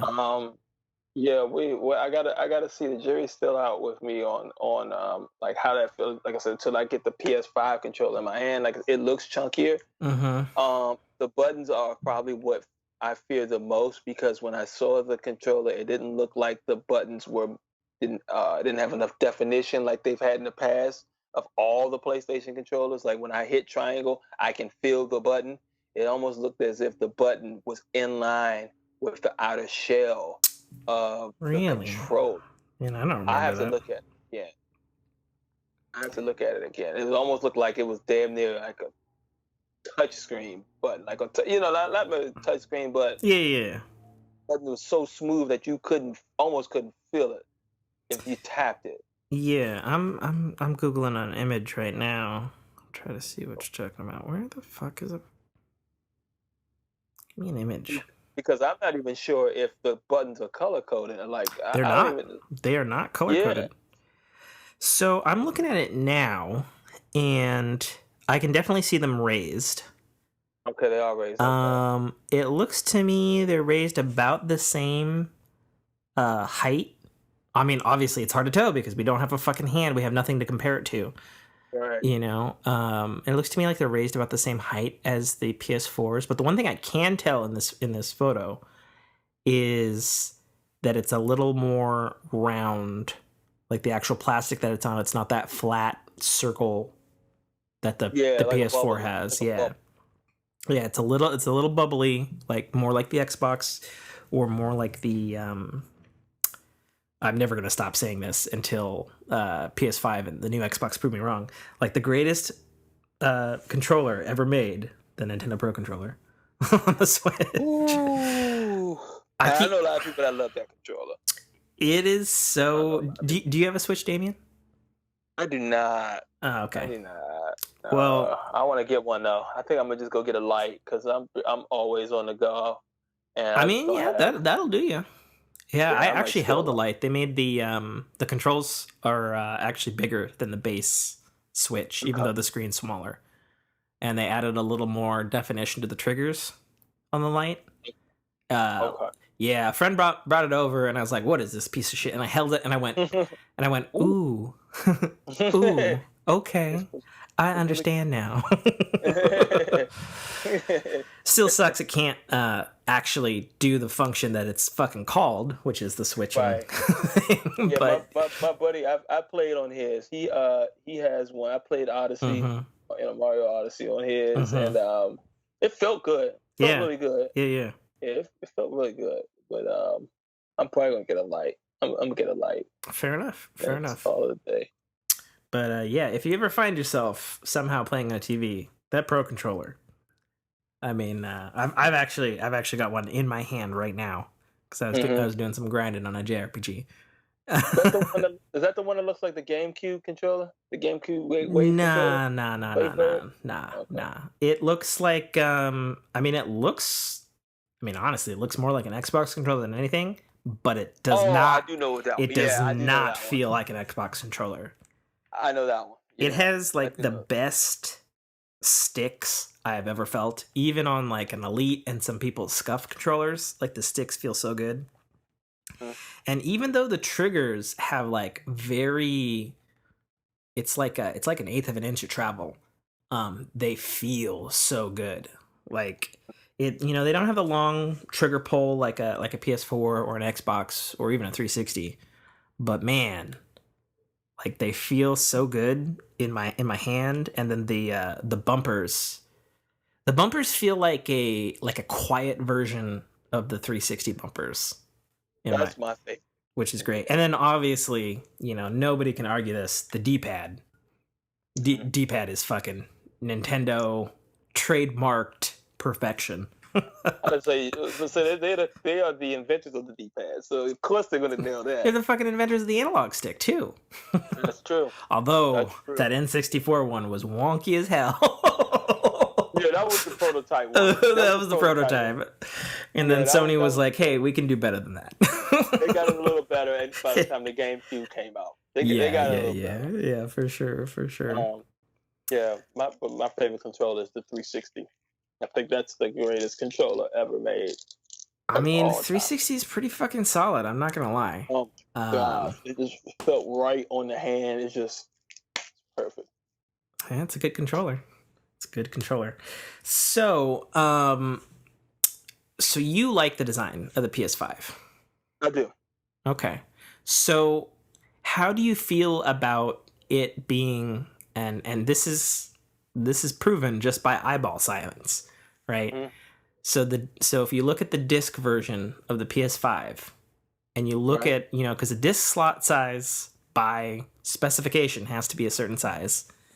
Right. And if you stack 3 of those disc slot heights on top of each other, you've got a console that is longer than the fat OG PS3, making it the biggest next generation console by far. How do you feel about that? Well, I'm going to get the discless one. So I mean, that doesn't make it any shorter. I know. It just got a nip and tuck in the belly and butt region. I mean, right. It's a little tummy tuck. That's all. A little tummy tuck. Mm-hmm. No, I mean, to be honest, like I said, I like the look of it, but to be honest, I really could care less. Okay. Once I cut the box on and I'm watching the TV because it's coming up on my TV, I'm not even looking at the console at that point. I'm focused on the game. Mm-hmm. So, like I've seen a lot of podcasts and heard a lot of podcasts. They've talked about how they look when they're in their room and their furniture. Like, dude, who gives a fuck? You cut the box on, you're not even looking at the console anyway. Like, well, I mean, I give a fuck. So here's where I kind of am a little bit leery. I don't mind the design as a whole. I already know I cannot stand it vertical in my entertainment center. Like, for sure. There's no fucking way I can stand it up in my entertainment center. It looks like it comes with a stand to, like, lay it down. Yeah, so the Verge actually had the scoop on that. It, for sure, both models come with a stand. It can be horizontally laid flat. And the stand comes off the bottom and it goes, I guess, on the side. The one side that they actually didn't show in the trailer. So there's probably like a little clip of thing or something there. And I know I have to get it into my entertainment center. I mean, I'm probably going to put it where my PS3 is, ironically. But it's going to be sticking out the side of my entertainment center, even laying down.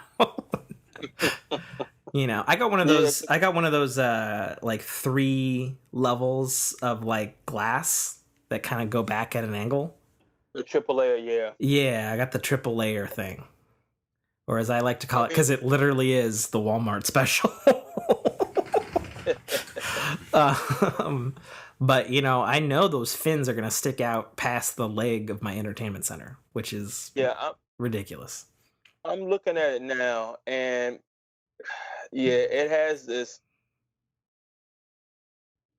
It looks like, even I'm looking at it laid down, and it looks like it has this like 3D image. Maybe it's an optical illusion for what I'm looking at, but it literally has this 3D image as it does rise as it gets to the far end of the console. Yeah, it's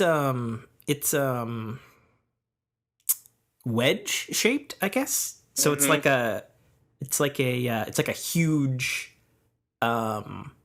like a netbook.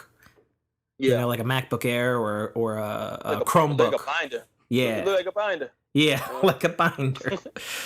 I mean, you've seen the memes. It's a binder, it's a router, it's a fat PS2 with 2 pieces of legal size white paper duct taped to the side. One is the router. I've seen routers like everywhere. I mean, it does, looking at it like, okay, it does look like a very fancy mesh router.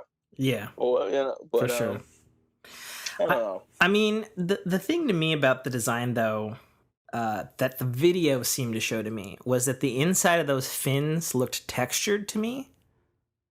Yeah, And like that, like leather or something. that doesn't fucking make any sense to me if that's... Well, and that's the other thing. We don't know if that, that V, that PlayStation 5 V that it's got, if that's the exhaust or the intake, Yeah. And either way, if that fucking thing is textured like that, it's just gonna fucking collect dust, and that doesn't make any design sense to me whatsoever.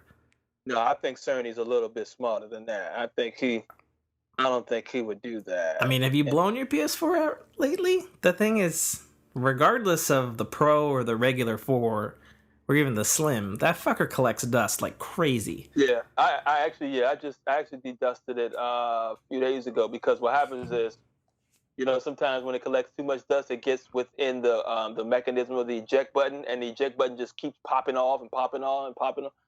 So that's usually my indicator. That's my canary in the coal mine to say, okay, it's too much dust in there. I gotta blow.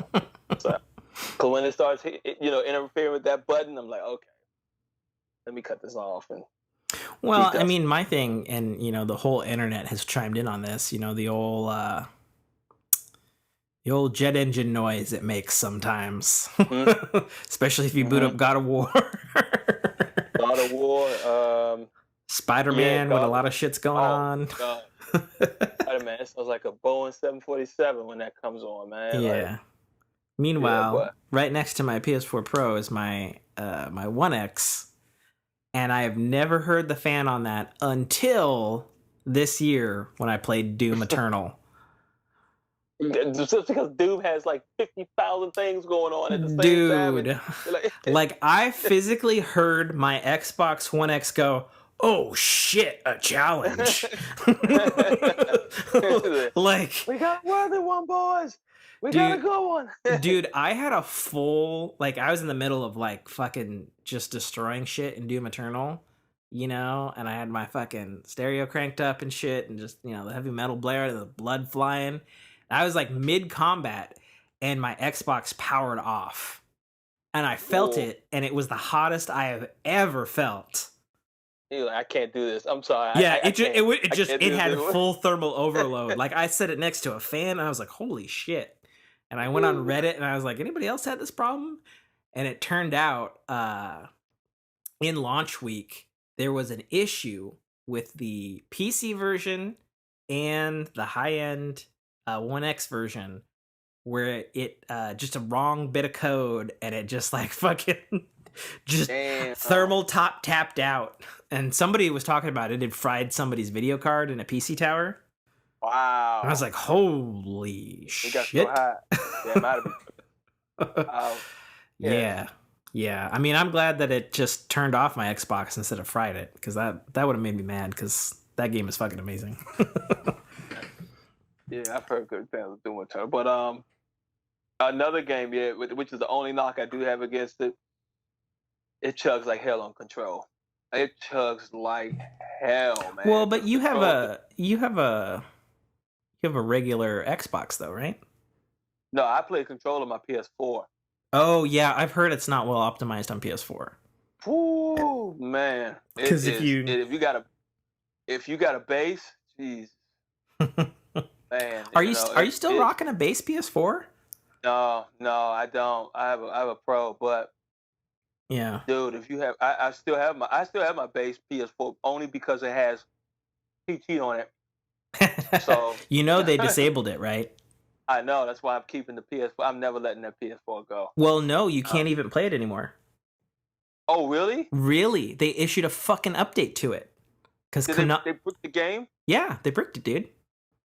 I thought you could still... No, I kept my old PS4, just like you, my OG launch PS4, which is actually my girlfriend's PS4 now, downstairs. But I kept PT on it, and she's like, oh, can I delete this? I need space. And I was like, no. You can touch any game on it. But no, they fucking issued an update. It was like May of last year, dude. Look it up. What? I could have sworn Konami are cunts. Never buying another game from Konami. Fuck them. Like, can you believe the balls on these guys? It's ridiculous. Yeah, man.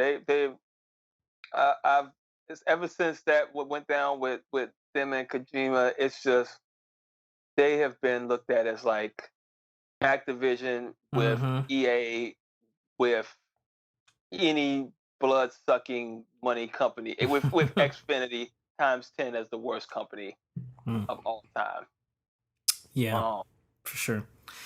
So one thing that bugged me though about the actual reveal of the actual PS5 console box, hold on, I didn't they mean to stop. they didn't mention jack shit about what kind of Wi-Fi it has.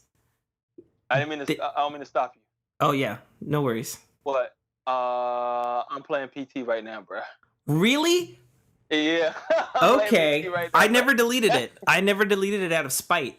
So That's why I was like, what? Yeah, okay, I'm playing PT okay, right now. okay. You know what? You know what? I'm fucking. I know I've got a copy on my PS4 Pro. Hang on, I'm gonna boot this bit up. Fucking I'm gonna boot yeah. this bitch up right now. Hold Hell on. yeah. Turn on PS4. Which reminds me, I got paid today. I gotta get that. Gotta get that Last of Us 2. Is it on Yeah. preload yet? I don't know, cause like just like you, I gotta go get it too. I'm gonna go and get it tomorrow. Damien, stop operating on the same wavelength, and then we only podcast every couple of years. This is ridiculous. And I told myself like, crap, I gotta go get the last. Okay. I was debating if I wanted to get the digital deluxe version. But I'm like, there's a couple skins, maybe. I don't know. Okay. Um, So, let's see. I gotta go over here. yeah, it works, bro. PT. I have to search for it. I have like 400 games on this PS4. Oh, There man. it is. PT.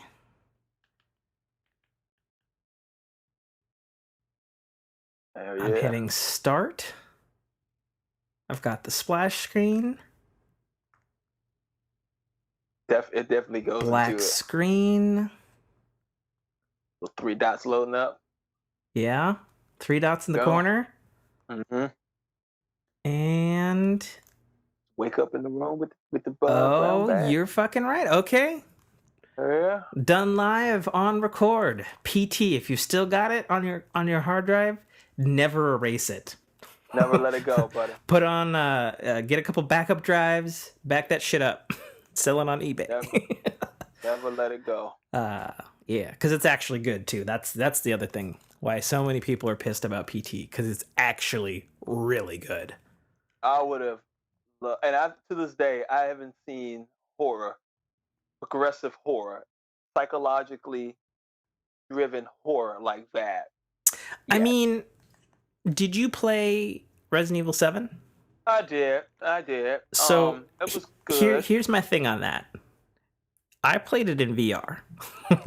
Oh, yeah. I have not finished it because I played it in VR. Fuck that shit. You're like, yeah, nope, never again. Not doing that again. Now, dude, when the this. old dude is coming at you with the axe, and you're running down the hall, and you actually look behind you, and you're like fucking trying to fucking get away from him, dude. Dude, it's scary. Yeah, that's kind of like how Outlast is. Yeah, for sure. Oh my gosh, because Outlast, like you running away from that big beast, and then they have an option where you can just, as you're running, you can just tap the L1 and it looks back, and he's running with you with a huge chainsaw, and you are trying to jump through the obstacles and get away. Oh, dude, it's crazy. Yeah, for sure. It's crazy. Okay, we had our PT sidetrack. this thing, but yeah, no, I don't think Sony went far enough when they revealed the box. They should have shown the back of the device. They should have shown that it still has Ethernet. They should have shown, or at least a little text box. You know, they should have said, we got Wi-Fi 6 in here. You know, they should have said something like maybe those fins, you know, how they jet out, like, oh, these are our fucking Wi-Fi antennas, because our Wi-Fi has sucked ass in every PlayStation ever, even the Pro. Yeah. You know, like they should have really hit that home, in my opinion. And then the other thing that they should have shown, because they talked about it, Mark Cerny talked about it a couple months ago, they should have shown the slot in the back where you can put in your own extra SSD. Yeah. You know, Yeah, they should have yeah. led hard with that, you know? They should have left no doubt about this fucking console. You know what I mean? I think the reason why they didn't add all the technical jargon was the fact that they got so much heat from that For the technical previous jargon that yeah. yeah, that GDC conference that Yeah, they were like, you maybe. know what? I think you're right Yeah, about that, Dame. I think you're right yeah, about that for sure. they got a lot of fire for that, and I think they went to the teams like, you know what? We're just going to show the box. But we're not going to go into high specs. You know, Yeah, we're like not going to show the right side of the tower or yeah, underneath. We're not going to show the back. yeah, like right, like these people are here for games and they want to see how it looks, and that's it. You know, so Yeah, I I think think you're that on the money there. I think you're on the money for sure. Um, my only other thing that I could say about it, other than the fact that it's going to be huge in my entertainment center, and this is based solely on the PS4 DualShock and my PSVR that all got glowing blue lights on them. I hope to fuck that blue light is muted on that yeah, console. You I feel know, like didn't Cerny address that, or didn't they talk I about feel that? like maybe he mentioned it like Yeah, briefly about the light and the thing, you know, because like I mean the DualSense, it's still got fucking glowing lights on it, you know, it just doesn't yeah, have that fucking flashlight on the end, you yeah. know. Especially when you playing it at night and that controller is just it's just like highly lit. Like I dimmed mine only because it kills the battery, Oh and I yeah, think for that's what they were sure, addressing. for sure. I mean, Yeah. and let's be honest, the PS4 controller has the worst battery life Oh, it's of terrible. any wireless controller. Even the fucking PS3 wireless controller lasted longer. You Yeah. know, like it's ridiculous. Um, but I hope that like I do hope that like that blue light is on all the time. But I hope like after it boots up, it goes like super dim. Because you know Mm-hmm. how like the light bar on the PS4, it goes really bright at the beginning, but then it goes like really Yeah. dim once it's on. Yeah. I hope it's like Yeah. that, you know. Yeah. Yeah. Um, Very subtle. Very well. It could be because on the PS5 though, it just shows it illuminating from the fin, so that's probably all you pretty much gonna get.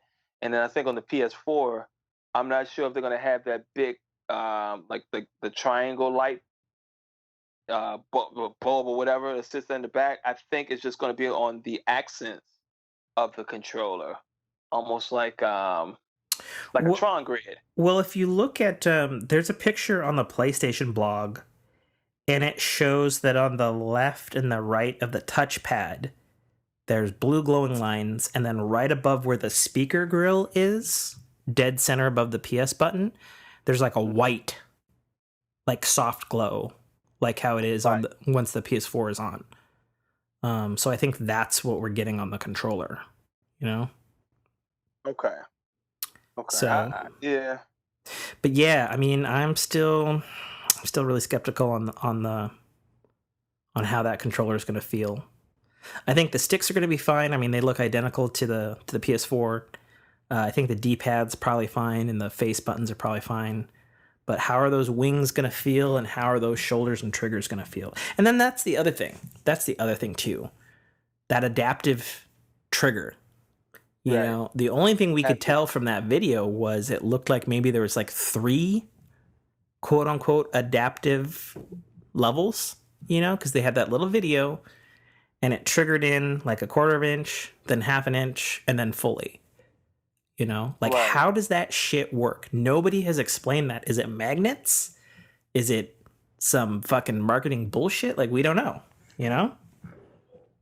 Yeah, it could be a little gimmicky. I don't know. It could be gimmicky. I think like at this point in time, the closer we get to the console launch, anyway, most of the functions on the when Sony or Nintendo or Microsoft creates these I wouldn't say gimmicky functions, but when they make these functions on the controller, usually it's the first party developers that take advantage of them, and it's usually within the first year, and then you never see or hear anything else of it Well, again. yeah, and that's the thing, and I've already said this on the show, so I guess I'm really just saying it for your benefit because I sound like a broken record.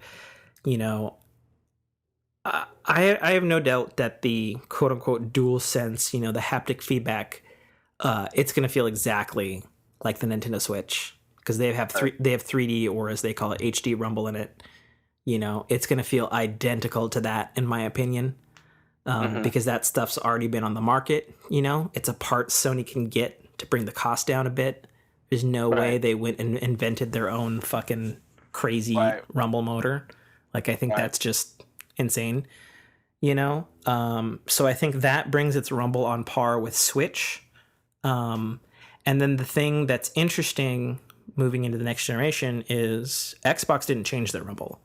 They still have classic rotary motor rumbles in the wings, and then everybody forgets that they've got two little haptic feedback rumbles at the tips of the triggers, and everybody fucking forgot about that. Like, I saw it used on Halo MCC and Forza.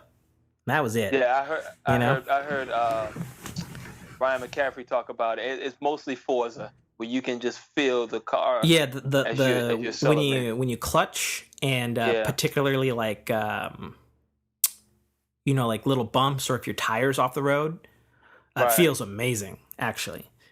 And for that matter, the 3D or HD rumble in the Switch, there's only a handful of games that really use it, and most of them are indie games, actually. Like fucking the HD rumble in the Switch, like, Zelda didn't use it, Mario didn't use it. Like, it blows my mind because I felt it on, there's like this indie game, it was a launch game on Switch. It was like, I can't remember what it was. It was like a side-scrolling shooter. Okay. But you would switch between 3 different weapons. And I don't know if you've ever seen how the HD rumble actually looks, but it's basically imagine a weight that's moving up and down, but then it can also move in a triangle pattern in those directions. So it could move 3 different directions in addition to rumbling. So when you would change your weapon in this little 2D side-scroll shooter, I'm thinking of, which actually it's super dumb. I don't know why I don't look at shit while I'm talking about it, because like I said, literally I was playing Switch and then I swapped over to the PS4. So if I swap back to the Switch, I can just fucking tell people the goddamn game because I'm on my Switch right now. It's oh god, I have a lot of Switch games. It's here it is, Graceful Explosion Machine, which is a fantastic little side-scrolling shooter, and you switch between these different guns, and when you fire them, it feels 100% different. And then the other thing, because it's a side-scrolling shooter, left and right, you can there's a button basically where you flop your ship to the left or the right, depending on where the enemies are coming, and you feel the rumble on the left or the right. Not just like one handle of the controller, but you feel the rumble shift like from left to right on the controller, and it's a pretty awesome feeling actually, because games don't feel like that normally. So it'll be interesting to see, if developers actually fucking use it, in the dual sense. And then, I mean, I would. Yeah, go on. Yeah, I was gonna say. I would love to, play a game and I'm playing Horizon and I'm pulling the boat back with Aloy and I can feel the tension in the triggers as I'm pulling the boat. Like stuff like that. Cool. Or just to feel that. Or if I'm playing maybe another Star Wars game and as I'm swinging the lightsaber, like Jedi Fallen Order 2 or whatever, and I'm in a combat, and I can literally feel the lightsaber clashing against mine as I'm flashing. So, like stuff that okay, cool, but it's just how many people are really going to take advantage of it? How many developers are really going to set aside development time just to do that? I mean, I think the test bed will be the Spider-Man Miles Morales game, right? You know, Yeah. if it's launching with the console, it better as fuck use that thing. You know, maybe you can feel the tightness of your web as it, you know, goes from slack to tight as Miles hits that arc of the swing. You know, Right. but Right.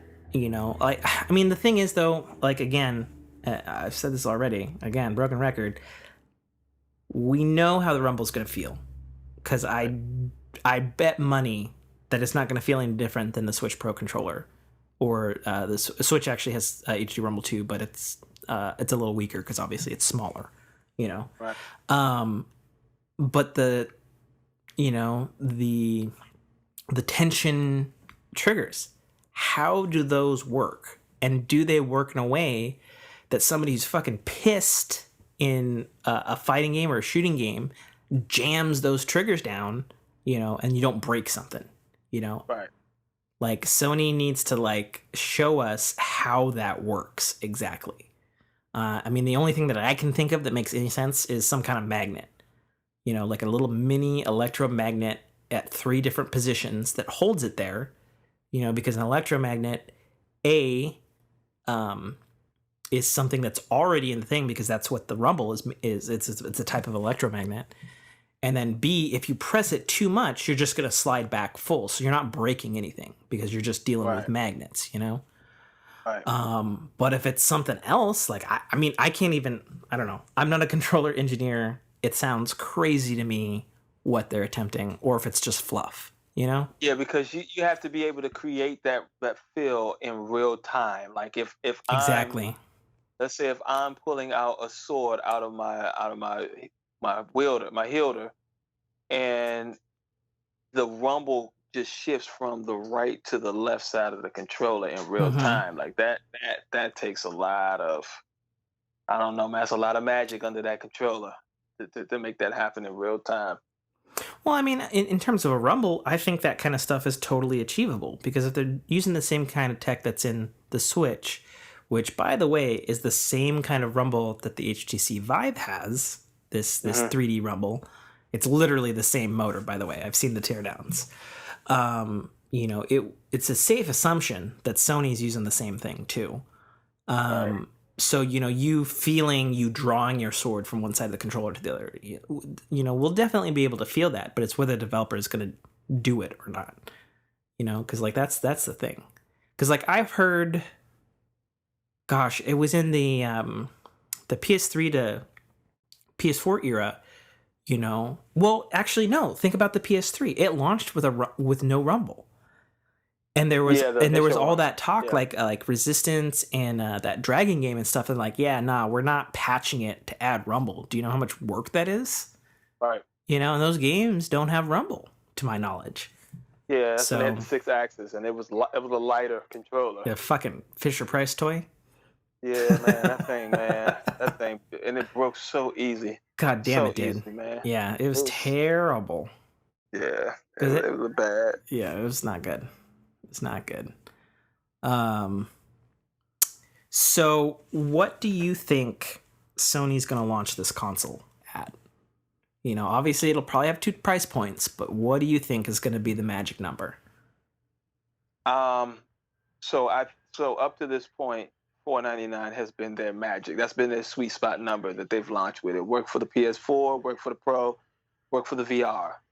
I think they're going to do everything in their power to get as close as they can to. Obviously, they can't afford to say $399 again. I think they're going to. Don't you mean $599, not $399? Well, that's what I was saying. $399 in the past has worked. Sure. $400 has worked, so they can't get the $400. So I would assume to say, looking at that they just launched, they're going to launch a disc and a discless version. Probably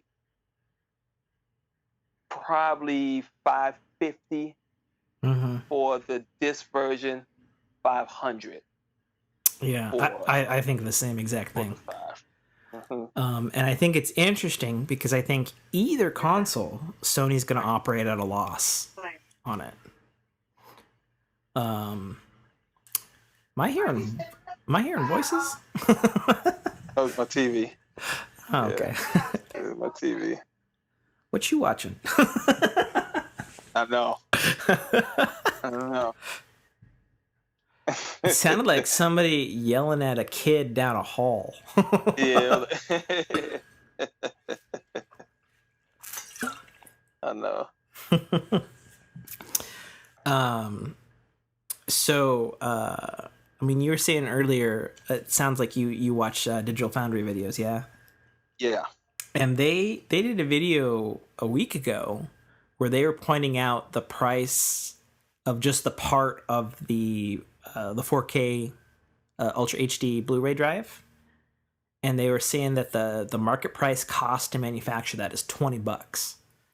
So they were theorizing that regardless of the disc or the discless, uh, Sony's going to be taking a hit by putting out the PS5, because even if you remove, if you're saying a console is launching at say $500, and they Right. know factually the part is $20, Right. like that's 520. So if Right. it's 550, they're not, that markup's not that math don't add up, Right.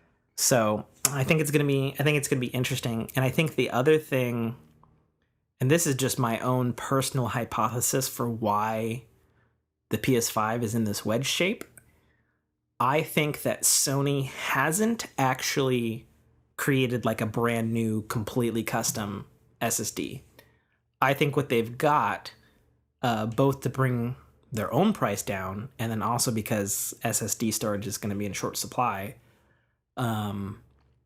is I think they're actually running two smaller SSDs in parallel to get that speed. Because if you think about how fast their SSD is, it's 2 times faster than even the new Xbox's SSD, which is already blazing, which means Right. it's faster than any desktop computer out there, to my knowledge, Right. which is unheard of.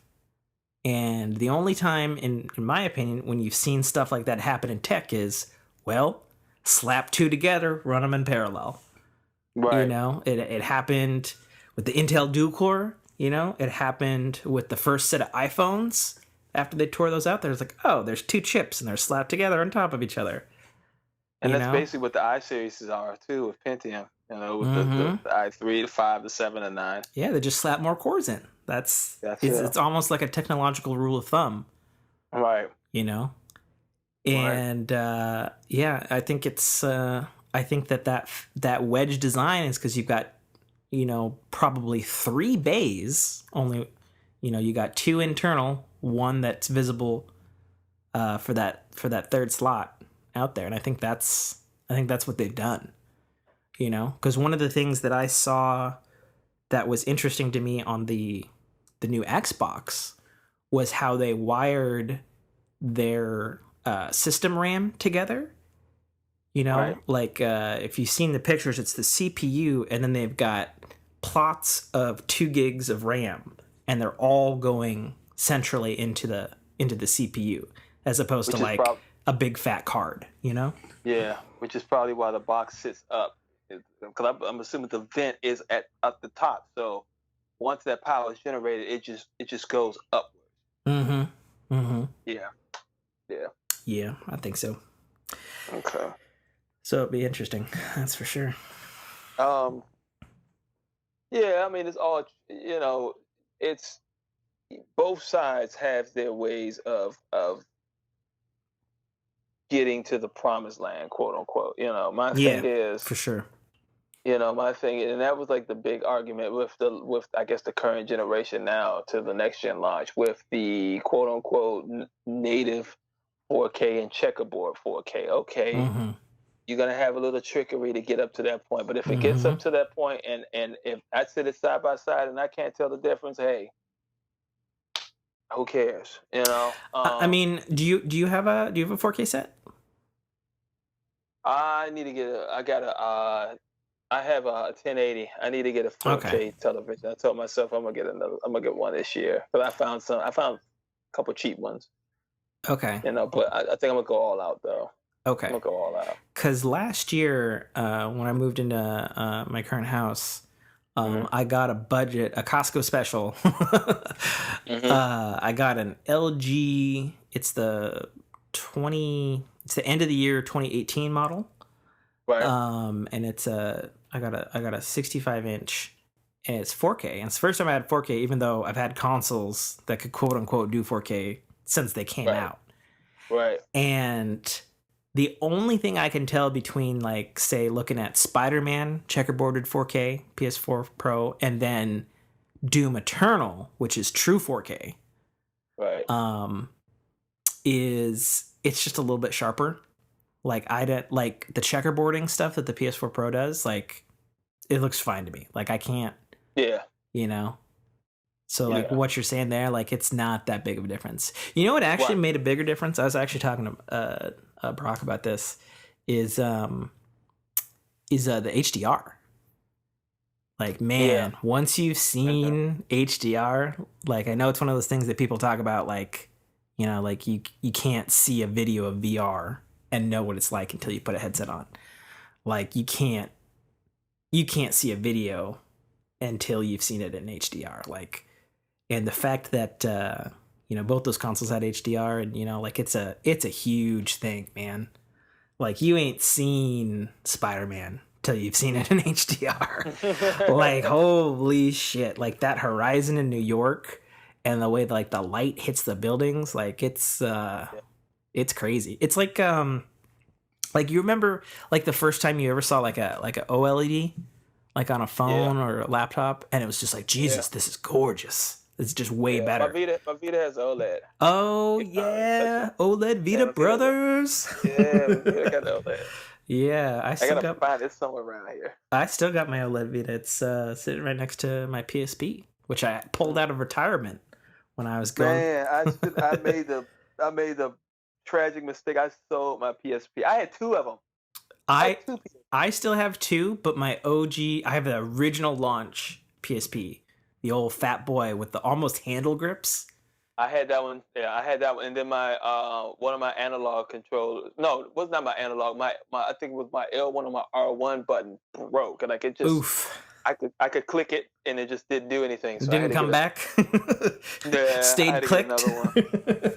Yeah, and I was like, uh, oh, this is done. Gosh, my I like I said, I still have my OG PSP, but the like the home button, the volume, display, like all those little buttons on the bottom, like that whole thing is dead. So I Oh, can't. There's too many games that's like press start and you can't. you can't do anything. Yeah, You I got can't. a PSP 2000, which I think was the third model they Yeah, made. It was a little bit that was slimmer. closer. Yeah, that was closer to like that was like the end of the updating of the Vita around that point. Hmm.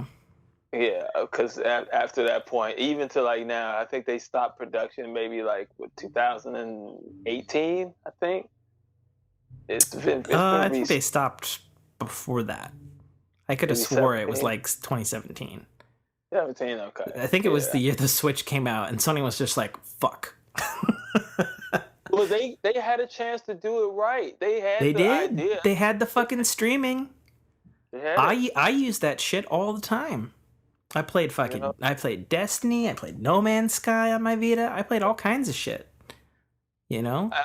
and that's why I'm assuming that's why I thought they bought Gaikai for that reason, for you to be able to do that. And but I also too have to say, playing. Now, granted, it's two different type of technologies between what PlayStation and Sony does between Xbox. Sure. Playing Xbox streaming Very service, different. smooth. It was smooth. Didn't miss a beat. Like I said, I could play Ori. I played all those games tight, crisp, responsive. Yeah. Great. When Absolutely. I play the remote access on my phone for Sony, it's shaky bakey. Very shaky bakey. Yeah, And you know what I had a better experience with, and I did this with Final Fantasy 15. mhm. I hotspotted my phone to my Vita, Uh-huh. and I was able to play going down the main interstate here, Final Fantasy 15 pretty flawlessly off of a hotspot. I tried to do that. You know what? I tried to do that with my phone and my laptop. So I was playing Final Fantasy 7 remake on my laptop, Oh wow, nice. and I got maybe about I played maybe about an hour in, but it was when I say it was a shaky hour, it was like, oh man. And the thing that, luckily I wasn't far, but the part that would fear me the most is if, let's say, if I was 2 states away, 3 states away, and I'm remote accessing my PS4 and it fizzles out. Well, my PS4 is at home, still Mm-hmm. on, and I can't log back Mm-hmm. in. Like, I'm like, no, So I had that happen to me. I can't even remember what fucking game it was. But I went to Hawaii ages ago, and I mhm. was remote playing successfully from my hotel room in Hawaii back to my Washington State PS4, and it crashed. Ooh, And I was like, I got 2 more weeks left of vacation. ooh, Shit. ooh, gosh, yeah. Ooh, Thankfully, I came home, and I guess there was a power outage, so everything was mhm. off. But thankfully, it wasn't on for fucking 2 weeks. Yeah, my heart goes out. Oh My heart goes man. out. That would. I mean, granted, the PS4 would get into a mode where, okay, no one's using this. I'm going to cut off. Okay, but Well, still, unless you're like me, when I knew I was going to remote play, I'd make sure that that thing never went to sleep. oh, oh, oh, damn! So you can imagine they be on for like 2 hours. Ugh, I mean, yeah, two weeks, and just be, yeah, gee, yeah. ah. No, that would probably suck. I'd Hey, look at the dog. energy bill spike and I'd be like, "Yep, there it is." I remember that week. Oh I remember man. that week. But So, so I think last topic for our show here. What would you have to see from Microsoft's July press conference to make you that, go, "Oh, they're finally on the same level as the showmanship that PlayStation's showing"?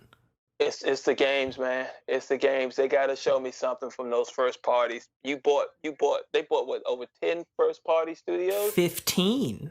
15. Yeah. You bought 15 first party studios. You got to show me something other than God of War, Forza, and Halo. You got to show me something, man. I know Obsidian, it has some trickery coming out. They got something in the works. So I'm excited to see what Obsidian. What's it called? It's called Grounded. Their game that's coming out. Yeah, it's like maybe it's Obsidian, maybe it's somebody else. It's one of the new studios, but Yeah, it's like tiny people in a big world or something crazy. yeah, Yeah. yes.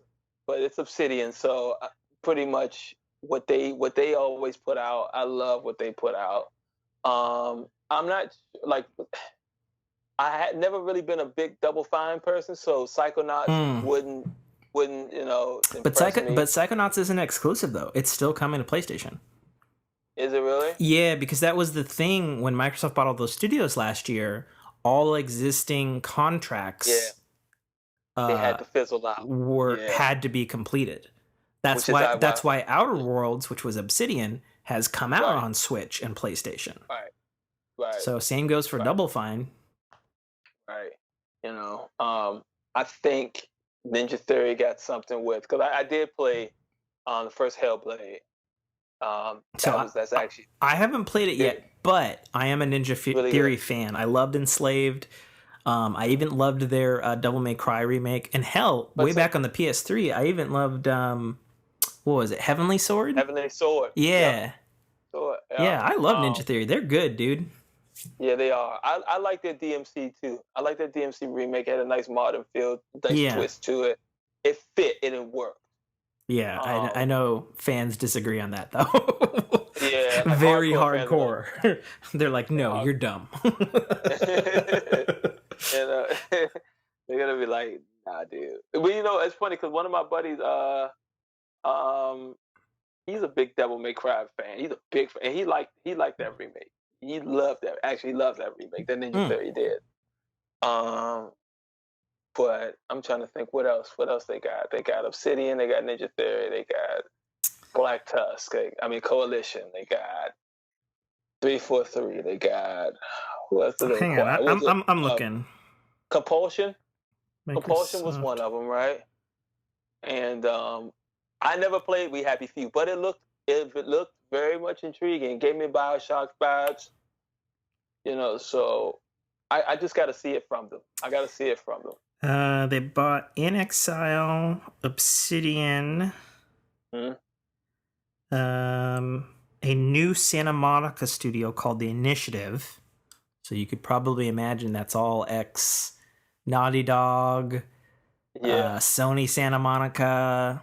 You can imagine that sounds like it's something nice coming out the woodworks on that one. Yeah. Let's see. Wikipedia says they own. Come on, just give me a fucking list. Is it that fucking hard? Jesus Christ. I wouldn't mind them bringing Fable back. Yeah, so that's one that's been rumored to be being done by the Forza Horizon team over in the UK. Turn 2? No, Turn 10's the one here in Washington that does the Gran Turismo one. Horizon's the open world kind of Burnout Paradise. Yeah. The fun version of that. I'm trying to remember what's the name of that studio. I know the name of that studio. Yeah, Turn 10 does the simulation version of Forza, the proper Forza. And then it's oh my god! I'm looking it up if I can find a goddamn thing here. You know the name of this developer. Okay, so here we go. Here it is. 343, Halo, Coalition, Gears of War, Compulsion Games, We Happy Few. Compulsion. Initiative, which is Santa Monica, led by Crystal Dynamics boss Dave Gallagher. So they swiped him from Crystal Dynamics. In Exile Entertainment, Wasteland, of course, Mojang is Minecraft, Ninja Theory, Devil May Cry, Hellblade, etc. Obsidian, Fallout New Vegas, Knights of the Old Republic 2, Outer Worlds. Playground Games is Forza Horizon. That's what it is. Of course, they still have Rare. Turn 10 Studios is the Prestige racing game. Undead Labs is the State of Decay MMO-ish open world zombie hardcore survival game. Really good. And then I guess I'm reading this thing from Engadget from beginning of last year. They also opened up Xbox Global Publishing Group to help publish indie games as well. So that's what they're working with as of a year ago. So I think for me, if they come out swinging with a Banjo-Kazooie game, maybe I'm in the minority here, like a real Banjo-Kazooie game, not that fucking weird shit we got on the 360. Like a real platformer Banjo-Kazooie. Yeah. Like it was good, but it wasn't what I wanted. Yeah. And I think that might be in the cards since we got Banjo-Kazooie in Smash Ultimate. I could see that being a strategic play of like Microsoft sowing the seeds of nostalgia since they don't have a game out, come out swinging with a Banjo-Kazooie 3, Halo Infinite. I would love to see like a crazy ass like remaster of Knights of the Old Republic 2, maybe, since Obsidian did that, and they have not remade that game since. That's a slippery slope, because does EA hold the rights because of Star Wars? So EA has a contract to make Star Wars games. Right. However, it has been shown in recent years that Disney has let other people develop Star Wars games. An example is the current port of Knights of the Old Republic 1 by Aspire that's on every fucking mobile device ever made. I have it on my phone. Yeah, me too. And then also they've got the Pod Racer remake that was supposed to come out in June but got delayed because of COVID, and that's not EA or anybody at all. So I could see some gray area there with it being an old game remade. You know, so but I mean, if they came out swinging with some of that stuff and like maybe some like other crazy surprises, like you know, they own Double Fine, I was probably in the minority. I loved Brutal Legend. Like if they came out swinging with a Brutal Legend 2, because they honestly are probably the only other studio besides EA or an Activision who could even get the rights to that much metal music. You know, like I could see that being really cool. You know, I could see a lot of things being cool, but like they got to bring their A game. They can't do what they did at the end of May with their showcase. Colin Moriarty said it best. Sony's PS5 presentation was elegant and cool and to the point, whereas Xbox Games Showcase back in May was an Al Qaeda video. So, yeah, I hope, I just want to have, I think it would be an amazing feeling if Xbox can finally elevate itself to where they've got these prestige games like how Sony does with their, you know, I mean, we didn't even fucking talk about Horizon 2. Like, that game looks fucking gorgeous. Oh my gosh, I can't wait for that. Jesus. I can't wait for that. I think it'll be at least another year or two, though, since they didn't have a release date on that one, don't you think? I'm shocked that this isn't a launch title due to the fact that it was 2016 when the first Horizon came out? You know what I think it was? I think it was because Guerrilla actually had 100 employees that helped get Death Stranding fixed. I think that's what it was, because they had the Decima engine from Horizon. Yeah, that was a Sony published game. That was a Sony call to get. Because let's be honest, Kojima has never shipped a game that fast in my life. Never. And that game was huge. That game was fucking huge. Another 2 years. Yeah, I mean, like, it's gonna get pushed to PS5. Yeah, like I literally thought that was a joke. Like, oh, Kojima's coming out with a game. It's coming out when? No way. Yeah, no I was like, I would have bet big money. Right. But you know, it came out. I actually really enjoyed the game. Ran great, for that matter. No bugs. I didn't have a single problem with that game. So that's one I'm gonna wait for PlayStation now. Oh, really? Okay. I'll play it. Okay. I'll play it. So you haven't played it yet? I have not touched it. It is a very different game. Yeah. Very divisive. You know what I would compare it to? I would compare it to like like one of those games you hear about that sounds stupid, like Truck Simulator? and then you play it and it's as addictive as fuck. Yeah, that's what it is. Yeah. Like Truck Simulator. Sure. I mean, is it as addictive as fuck? I don't know. I don't know. But it's like one of those games where, like, dude, I'm not playing that. Are you kidding me? Like, whoa. Man, I have this friend Daniel who's also been on the show before, and he's on Discord as well with the Fork Fam, and he has been trying to get me to play fucking Farming Simulator, and I'm just like, no. Oh, I can't. However, though, there's a big market for that, because when you look at Stardew Valley. Well, look at Animal Crossing. Look at Animal Crossing. Animal Crossing came out like week 1 of pandemic shit show, and it outsold every other game on the Nintendo Switch. I want to put that in perspective, because Super Smash Bros. Ultimate is the best-selling fighting game of all time. Really? Yeah. And Animal Crossing crushed it in a week. Wow. Smash Bros. Has been out for 2 years. I didn't know that. I didn't know Smash Bros. Ultimate was the best-selling fighting game of all time. Yeah.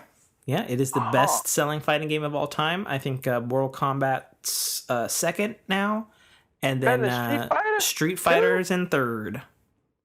Well, think about it this way. Think about how many fucking Mortal Kombat games there are. You had Mortal Kombat 11 last year, I think. You know? Yeah. And that, I've got a Killbot. He is a huge fan of the NetherRealm fighting games. He loves how they play.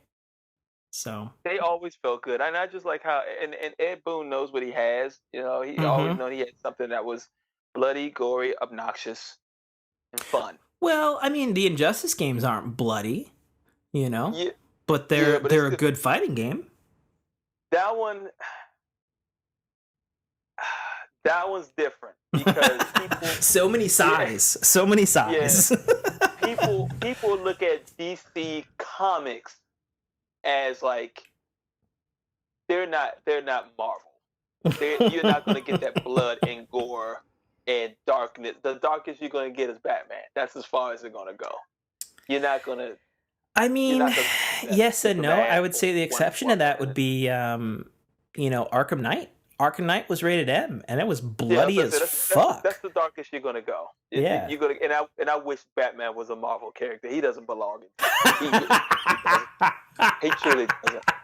He doesn't. He doesn't. Man, dude, there's something you could wear in a T-shirt and it would start a riot. Oh my god, Batman should be in Marvel. Change my mind.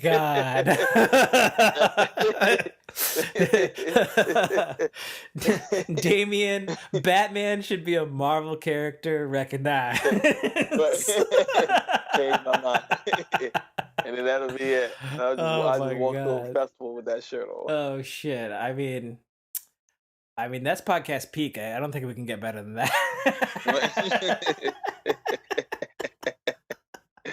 Oh my gosh! My God. He should, man. That's my opinion, unpopular opinion. But hey, I mean, I'll take it. Did you ever read in the 90s, fucking the Marvel versus DC comics?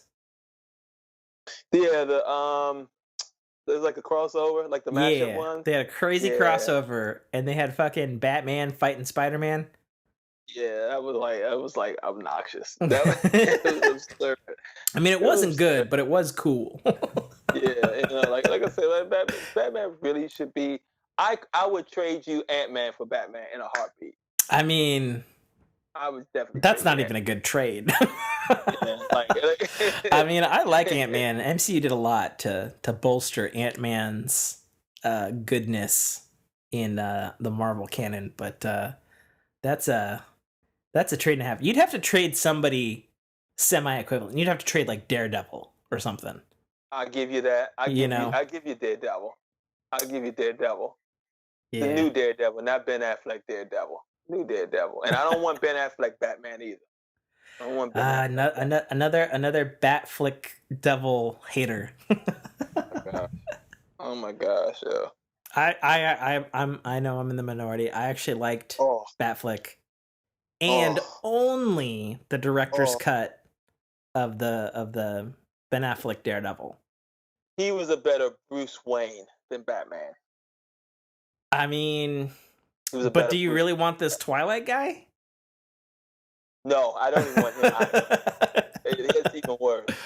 That's even worse. Yeah, I don't know how that one's gonna shake out, man. I mean, but granted, look, I mean, we had this conversation with Tom Holland 4 years ago, and I think he might be the best Spider-Man. Did you? Were you against him originally? No, I mean, we wasn't. I don't think we were against him. I just think we hadn't heard of him, and we knew Asa Butterfield. Well, we knew Asa Butterfield. Yeah, Asa Butterfield was proven, whereas Tom was like, who? Like, who is this kid? And my vote was the Teen Wolf guy, the Maze Hunter guy. Oh yeah. I was on the same. I was on the same boat as you, man. Like, yeah, that was my vote. Fuck. If they ever do a live action Spider-Verse, I would take him as like an alternate universe Spider-Man. Easily. Dude, I got it. It's perfect. This just came to me. He's fucking Ben Reilly, Scarlet Spider. Yep. Enough said. Yep. he could do both. He could do either one. And I never forget. Like when I first saw Maze Runner, I was looking at him, and I just out of the blue, I was like, he'd be a perfect Peter Parker. It was just something about him. Well, and if you've that, seen fucking Teen Wolf, you know that he can play really funny, really nerdy. Like he's solid. Can't say enough about my boy Dylan O'Brien. Yeah, he would have been dope. He would have been dope. But I love Tom Holland. Yeah, that's true. I can't imagine it without Tom Holland now. Yeah, that's for sure. Oh man, he brought something to Peter Parker as a longtime Spider-Man fan that I have never seen. Well, you know what it is, and I think the almighty, all-worshipful Kevin Feige was right about this. Was they cast him to the age of Peter. We didn't have 45-year-old Tobey Maguire. We didn't have looked 20 but was like in his late 30s, Andrew. Like Garfield. Yeah. Like Garfield. and both of those guys, in my opinion, still had their merits, Like Tobey, I thought was a great Pete. He's a so-so Spider-Man, whereas Garfield was a better Spider-Man than he was a Pete. I always say this, and when people ask me who do you think is the best Spider-Man, I can never compare them between Maguire, Garfield, and Holland, because each Peter Parker has changed over the years. Oh yeah, for sure. The Peter Parker that we knew and we grew up with is totally different than the Peter Parker my nephew would know. The Peter Parker my nephew. Yeah, for sure. The Peter Parker we knew was the Poindexter, the science club, chess club nerd, shirt in his pants, Preach it. wore glasses, very timid, fucking square cut haircut, square cut guy, which is why Tobey played that so well, because that's his mannerism on camera, and that's the Parker we knew. But this Parker now, he's more outgoing, he's more comical, he's more witty, he's more social. He's more outgoing than the Parker we knew, and that's why Holland brings that charm and that look. Even Garfield was more of a Parker that was kind of assholeish. Well, as everybody said, the Garfield Parker was way more ultimate Spider-Man, Peter Parker. Right. Whereas the Tom Holland we got is more current Peter Parker Spider-Man. Right. And it works. Yeah, it works perfect. He's more the Disney Nickelodeon Spider-Man that you see. Yeah, but not in a bad way. Like how not in a bad way. It's like the little things that he does, and it's like, wow, I've never seen that. I love it. Even like in Avengers, where he was like, he introduced himself. He was like, I'm Parker, Doctor Strange. Oh, we're using fake names. Okay, I'm Spider-Man. Like that innocent charm right there. We never seen that. True, but at the same time, though, like all things, that comes down to A, good acting, and B, is written correctly. Right. Like, and that's the thing. Because like I bet you. The couple of one-liners, like, and I do mean couple of one-liners that Tobey had as Spider-Man, if they were from a different actor, would have landed better, And like, it's, that's... I agree. It's a whole thing. I agree. For sure. Yeah. Well, I think we're probably at like 3 hours or something now. Yeah, it's long overdue, man. We haven't done this in a while. For sure. So you're off for like another week? Yeah, man. We should try to squeeze in some more shows then. All right, just let me know. I know Saturday I'm probably gonna be out and about. It's my buddy's birthday. I mean, that's fine. I'm not doing anything from Friday till I work again on Monday, because that's Last of Us time. Yeah. Sorry, I'm about to say that's not Saturday. Yeah, what are you talking about? You're not going to see your buddy's birthday. You're playing The Last of Us. I'm like, wait, what am I saying? What am I doing? Exactly. Exactly. But yeah. So I'm definitely, like I said, I'll be available. We can squeeze another one in. We can talk about whatever. We can, spoiler cast something or whatever. It doesn't matter to me. Yeah. I'm down for it. Well, you played Final Fantasy VII Remake? Yes, I have, and I was trying to platinum it, and I just ran out of time because I wanted to play Last of Us. Okay, well then we should do a spoiler cast on Remake, because I haven't done one yet, and I think it's you and I got one other friend who's trying not to die in Seattle, who beat Remake. So yeah, that'd be good. Well, that's probably gonna be a massive one because we can't talk about Remake and not talk about the original. Oh, for sure.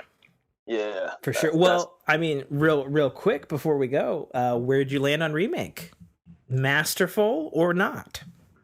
I like where it's going, and if they execute it right, I think that they're on to something, because I think it allows us to have a certain nostalgia up to a point, and it allows people who never played the game to be engaged in a storyline that I feel once we go into the next chapter or the next part, whatever it is, it's new territory. I think we're going to be familiar with certain, obviously Golden Saucer, Red 13th home in Cosmo Canyon, the observatory.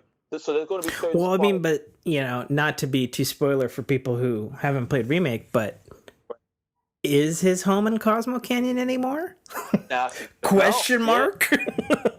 You don't know now, and I think we're going to be in the uncharted territory. As you see, a lot of stuff changed when we did what we did at the end. And I get some people's take that they was like, Sephiroth was introduced a little too early, but in the premise of the story of Remake, it makes sense. I agree. It makes a whole lot of sense. I agree. And so, I agree, man.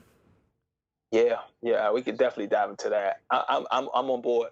I'm on board with it. Sweet. Yeah, I'm on board. I used to be a heavy traditionalist, like back in the day when I was more of a traditionalist. I would have looked at this and said, "What is this? This is not what I want. No, I don't want to play this."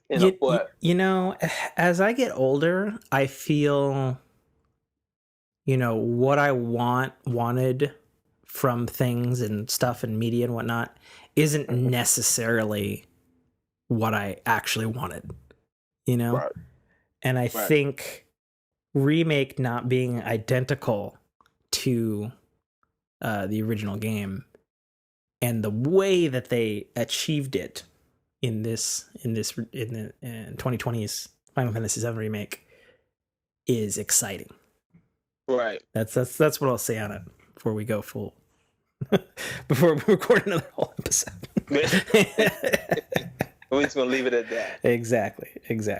But I mean, I definitely say to any listeners out there who soldiered on all the way to the end of this crazy long show is if you haven't played Final Fantasy VII Remake and you have a PS4 and you're even in the slightest bit interested, or you're an old fan, you owe it to yourself to play that game. Because honestly, barring what we don't know about how good Miles Morales Spider-Man and anything Microsoft's coming out with at the end of the year, I think it's going to be Last of Us 2 and Final Fantasy VII Remake Game of the Year. I mean, unless Cyberpunk comes in and just destroys, which it very well could. Yeah, I think what we're going to get from Cyberpunk is going to push the envelope on how. I think they're going to Witcher 3 again. Witcher 3. Well, I mean, I think Cyberpunk 77, like, it looks next gen now. It does. And the only thing that I am a little bit skeptical about with the actual game is whether or not, well, just like we were talking about earlier on those arcane games and stuff, is the shooting gonna feel good? Because we never really played. Yeah, because they've never made a first-person shooter, to my knowledge, right? Ever. They've only done. Have they only done Witcher? Or did they do shit before The Witcher? I don't remember. No, I think it's only been Witches. Okay. And but even to this day, I still haven't beaten Witcher 3. I still haven't beaten that game. I mean, if it makes you feel any better, I haven't started it, but I've been playing since the Netflix series came out, I've been playing Witcher 2 on the 360 backwards compat on my Xbox. Okay. Okay. Game is old as hell feeling. Oh Story yeah. is I bet you it's solid fun. though. Story is super It's fun. good. I'll say that. Witcher 2 story solid. I heard the Netflix story doesn't really have anything to do with the game story. That's totally I have no idea. different story. I think I read that somewhere. That's totally a different story. Like at least it doesn't go into Witcher 3. My But I think that's understanding a different is, story. having not played Witcher 3 at all, is that the Netflix Witcher show follows the books more so than the games. That's my understanding. Is he a better Geralt than Superman? I mean, I still think he's the best Superman we've ever had. I mean, granted, we haven't really had too many. We haven't really had too many. I mean, we kind of have had a lot of Supermans. Yeah. We had Christopher Reeves, we had Tom Welling, we had Brandon Ruth. Who was in Smallville? That was Tom Welling. Who was that? That was Tom Welling. Yeah. Okay. I mean, I think he's it's the whole thing. He was a great Clark.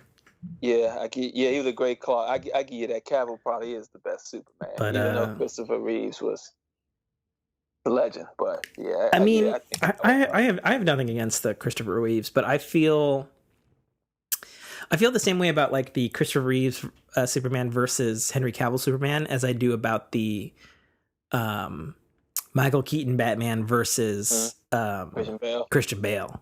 Bale, yeah. Bale and Henry Cavill are more whom I imagine as those characters, but the Reeves and Michael Keaton Batman were great for their time. You know what I mean? Mm-hmm. So I mean, Keaton's going down as a legend.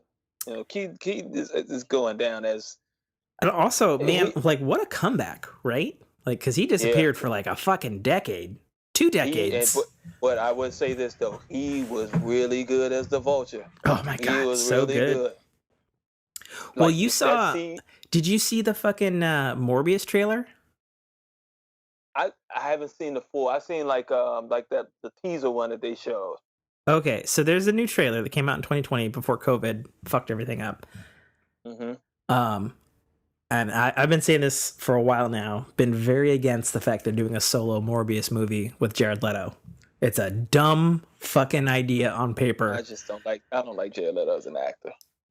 However, that trailer single-handedly gave me goosebumps and made me want to see a Morbius movie. And I mean, this is kind of a spoiler for the trailer, but if you loved Michael Keaton's Vulture, that trailer's got something that's gonna make you go, "What?" Okay. I'm saying you should check that shit out, man. Yeah, I'd YouTube it and see what's going on. You should. But yeah, you should. But yeah, you're gonna freak out. I guarantee it. Yeah, Keaton was so, especially that scene when he was talking, when he knew who Peter was, when he knew who he was, and they just drive to the prom. Oh, that scene is so epic. Well, and the other thing too is, if you look at the trajectory of, the way they've handled Tom Holland is they have him next to like legends in the cinema industry. You got him next to Downey. You got him next to Michael Keaton. You got him next to, I mean, I guess he's a legend, Jake Gyllenhaal. These seasoned, well vetted and, worn actors. And and he can hold his own in scenes with them. You know what I mean? Well, they said that's what won him Spider-Man was the chemistry that he had with Downey. And they said they loved it.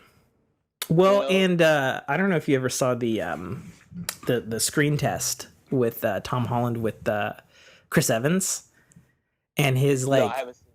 Oh man, you got it. You got Disney Plus. Go do yourself a favor. Go to the Civil War and go to. It's like one of the special features. Okay. And his screen test with Chris Evans was on his page. It was like Spider-Man jumps into frame, and in the audition that they filmed, he does a fucking backflip while holding his script, lands, delivers his lines. Chris Evans does his lines. You know, they finish their little scene, and Chris Evans goes, "What the fuck, kid? Did you just do a backflip into frame?" And he was like, "Who is this guy?" Right. Well, I remember they was telling the story when he came in and he did his green test audition, and it was was it Feige? It was Feige in the room. It was somebody, and it was two other people, Mm-hmm. and he thought one of them was Robert Downey Jr., but it was actually a stunt double that looked like him. And Oh so yeah. I've heard that one. yeah, and he was like, literally, he thought he was like, man, you look different on television, and that's what they went. That's what they went, because they like that innocent charm right there. Yeah. Like, that's gonna work. That's gonna work. Yeah, And for then sure. Robert comes out and like, yeah, that's because he's not me. Absolutely. Alrighty, man. I'm gonna let you go. I know it's getting late over there, and I've been sweating my balls off and holding this PN for about 2 hours now. But no, you've been holding like a trooper. Yeah. Yeah, Well, man. it's been fantastic to talk to you again on our recorded podcast as opposed to our casual communications. You know, it's great to hear from you again, and your voice has been seriously missed on this cast, good sir. Appreciate that. But yeah, it's been like I said, far too long. Thank you for having me back on. Get a chance to reminisce, nerd out, Mm-hmm. talk what we want to see, and it's just like it's been a ball. It's been a blast, even though it's been 3 hours. Oh, thanks, man.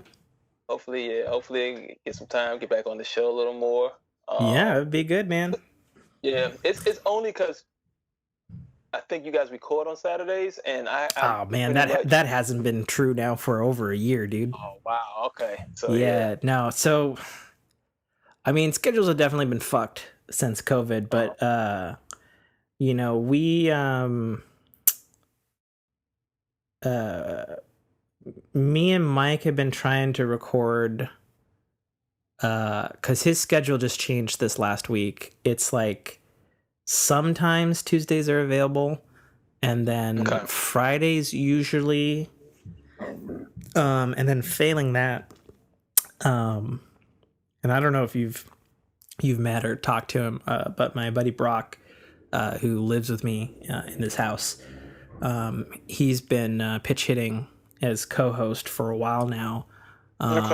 And so we will sometimes actually do like road shows. Like I got a mic in our work van, and so we'll sometimes record if we're like on a long like multi-hour drive.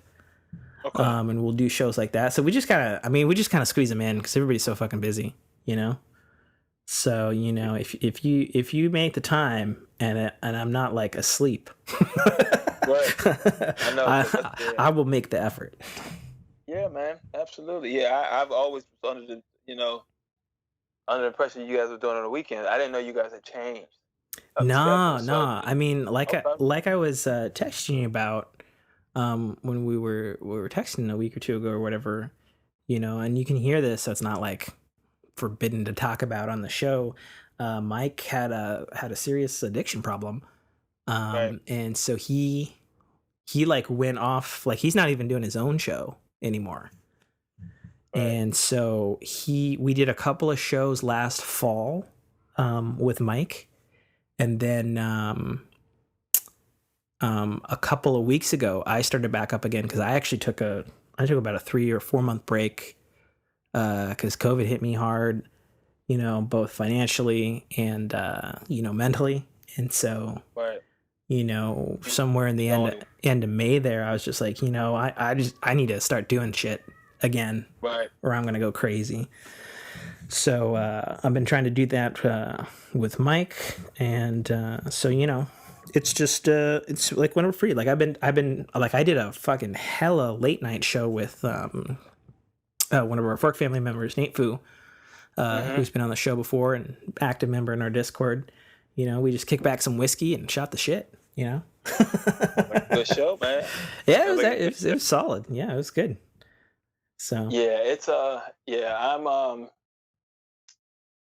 I'm actually with another buddy of mine because I've been getting into beer lately. Well, not even lately, like as probably like the last year and a half, couple years, and so like so we're about to get YouTube. I already started the YouTube channel. Oh, and, yeah? Cool. Yeah, we're gonna start filming sometime probably within the weeks because I'm off now, and so we just been sitting down trying to get logistics and everything together. You know, with filming, scheduling. And so we're gonna do a beer podcast, with YouTube channel, two bros, one beer, and yeah,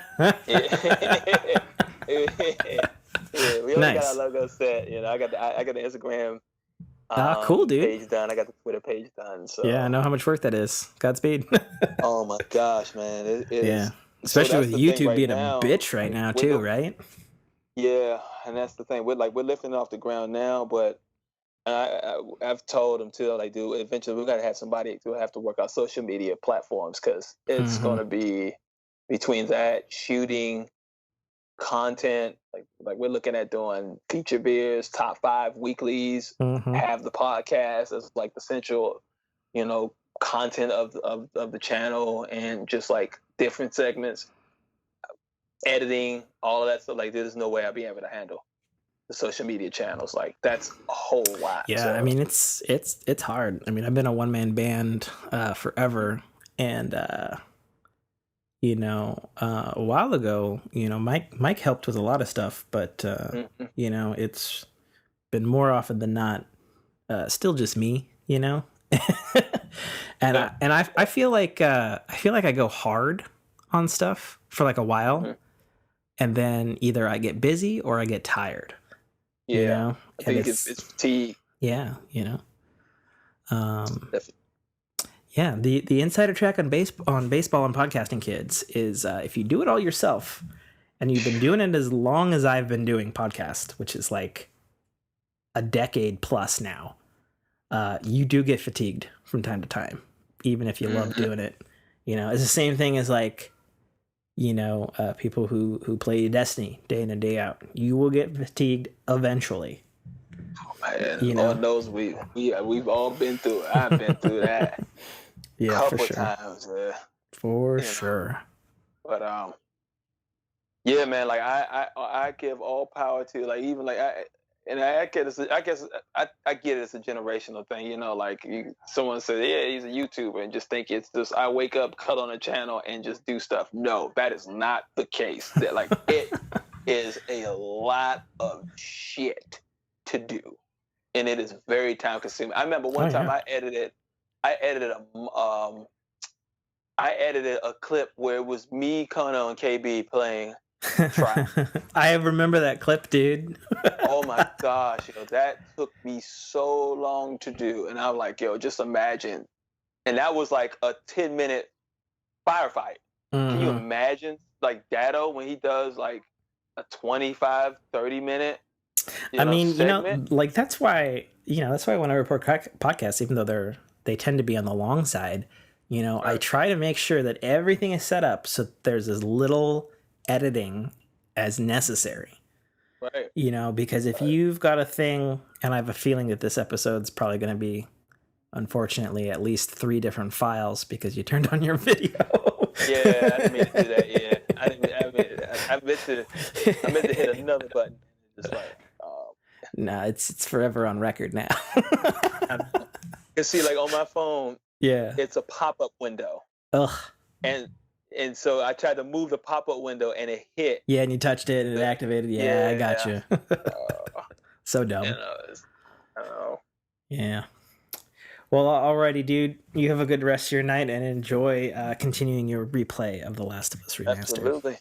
Absolutely. We got to get up and we got to run some games or something, man. We got to do some co-op something. Gosh, what is there even to co-op these days? I don't even know. Like I said, we don't. So me, Mike, and my boy Brock, we got the PlayStation exclusive, the Predator game, Hunting Grounds. It's actually really good, dude. Okay. And it's way better than anybody would have you believe. All the servers are good now. I mean, they had a rough launch like anybody, but they'd been on it week after week, patch after patch. It's a good game, dude. Do not let any reviews fool you on that one. Yeah, I'm gonna look into that. Like I said, we got to get up and run something here because everything I've been playing pretty much now has been single player games. Like I said, I was chomping through backlog. I went through Shadow of Tomb Raider. I went through Control. I went through I played Final Fantasy VII. I started playing. I actually started playing I've been doing. Wow. But yeah, I got midway into that, and it was like, you know what? It's pretty hardcore if you're going 10-2. Yeah. I was in 10. I was in the middle of 10. Even though I played it, beating it. Yeah. I was, I had that itch, and I just wanted to play that. And then it was cheap too. Sure. I had it on there, and then I went and bought Final Fantasy IX. But yeah, man, we gotta get up and do something. Yeah, well, you got my number, you got my Discord. Yeah, we'll text what we got in our libraries. There's got to be some. Alrighty, dude.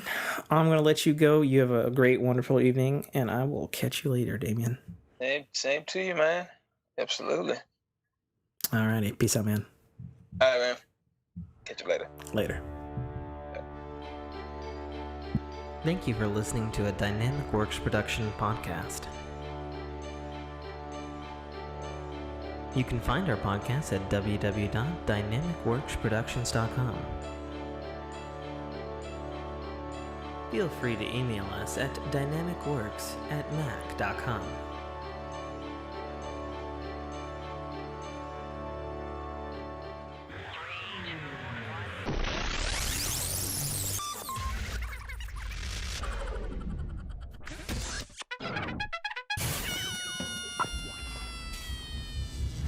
Dominic Armato, the voice of Guybrush Threepwood, and you're listening to a Dynamic Works production podcast.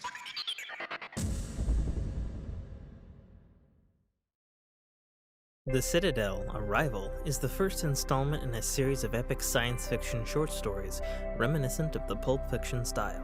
It's a fast-paced story that will take you through twists and turns that you will not expect, until they are thrust upon you with all the force, excitement, and chaos of a plasma cannon blast.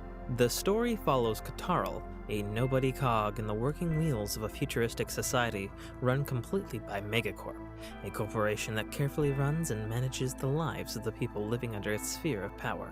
On one of Katarl's few and far between days off from work, an outing he had hoped would be fun and relaxing turns into an explosive adventure that drags him kicking and screaming into situations and challenges that will make him question every aspect of his life. Watch this colorful tapestry unfurl as Katarl and his newfound allies find their way through this classic, yet oddly surprising tale of good and evil, where nothing is quite what it appears to be. That's The Citadel, Arrival by author Tim K.A. Trotter, available right now on Amazon Kindle Store and iTunes iBookstore for only $2.99.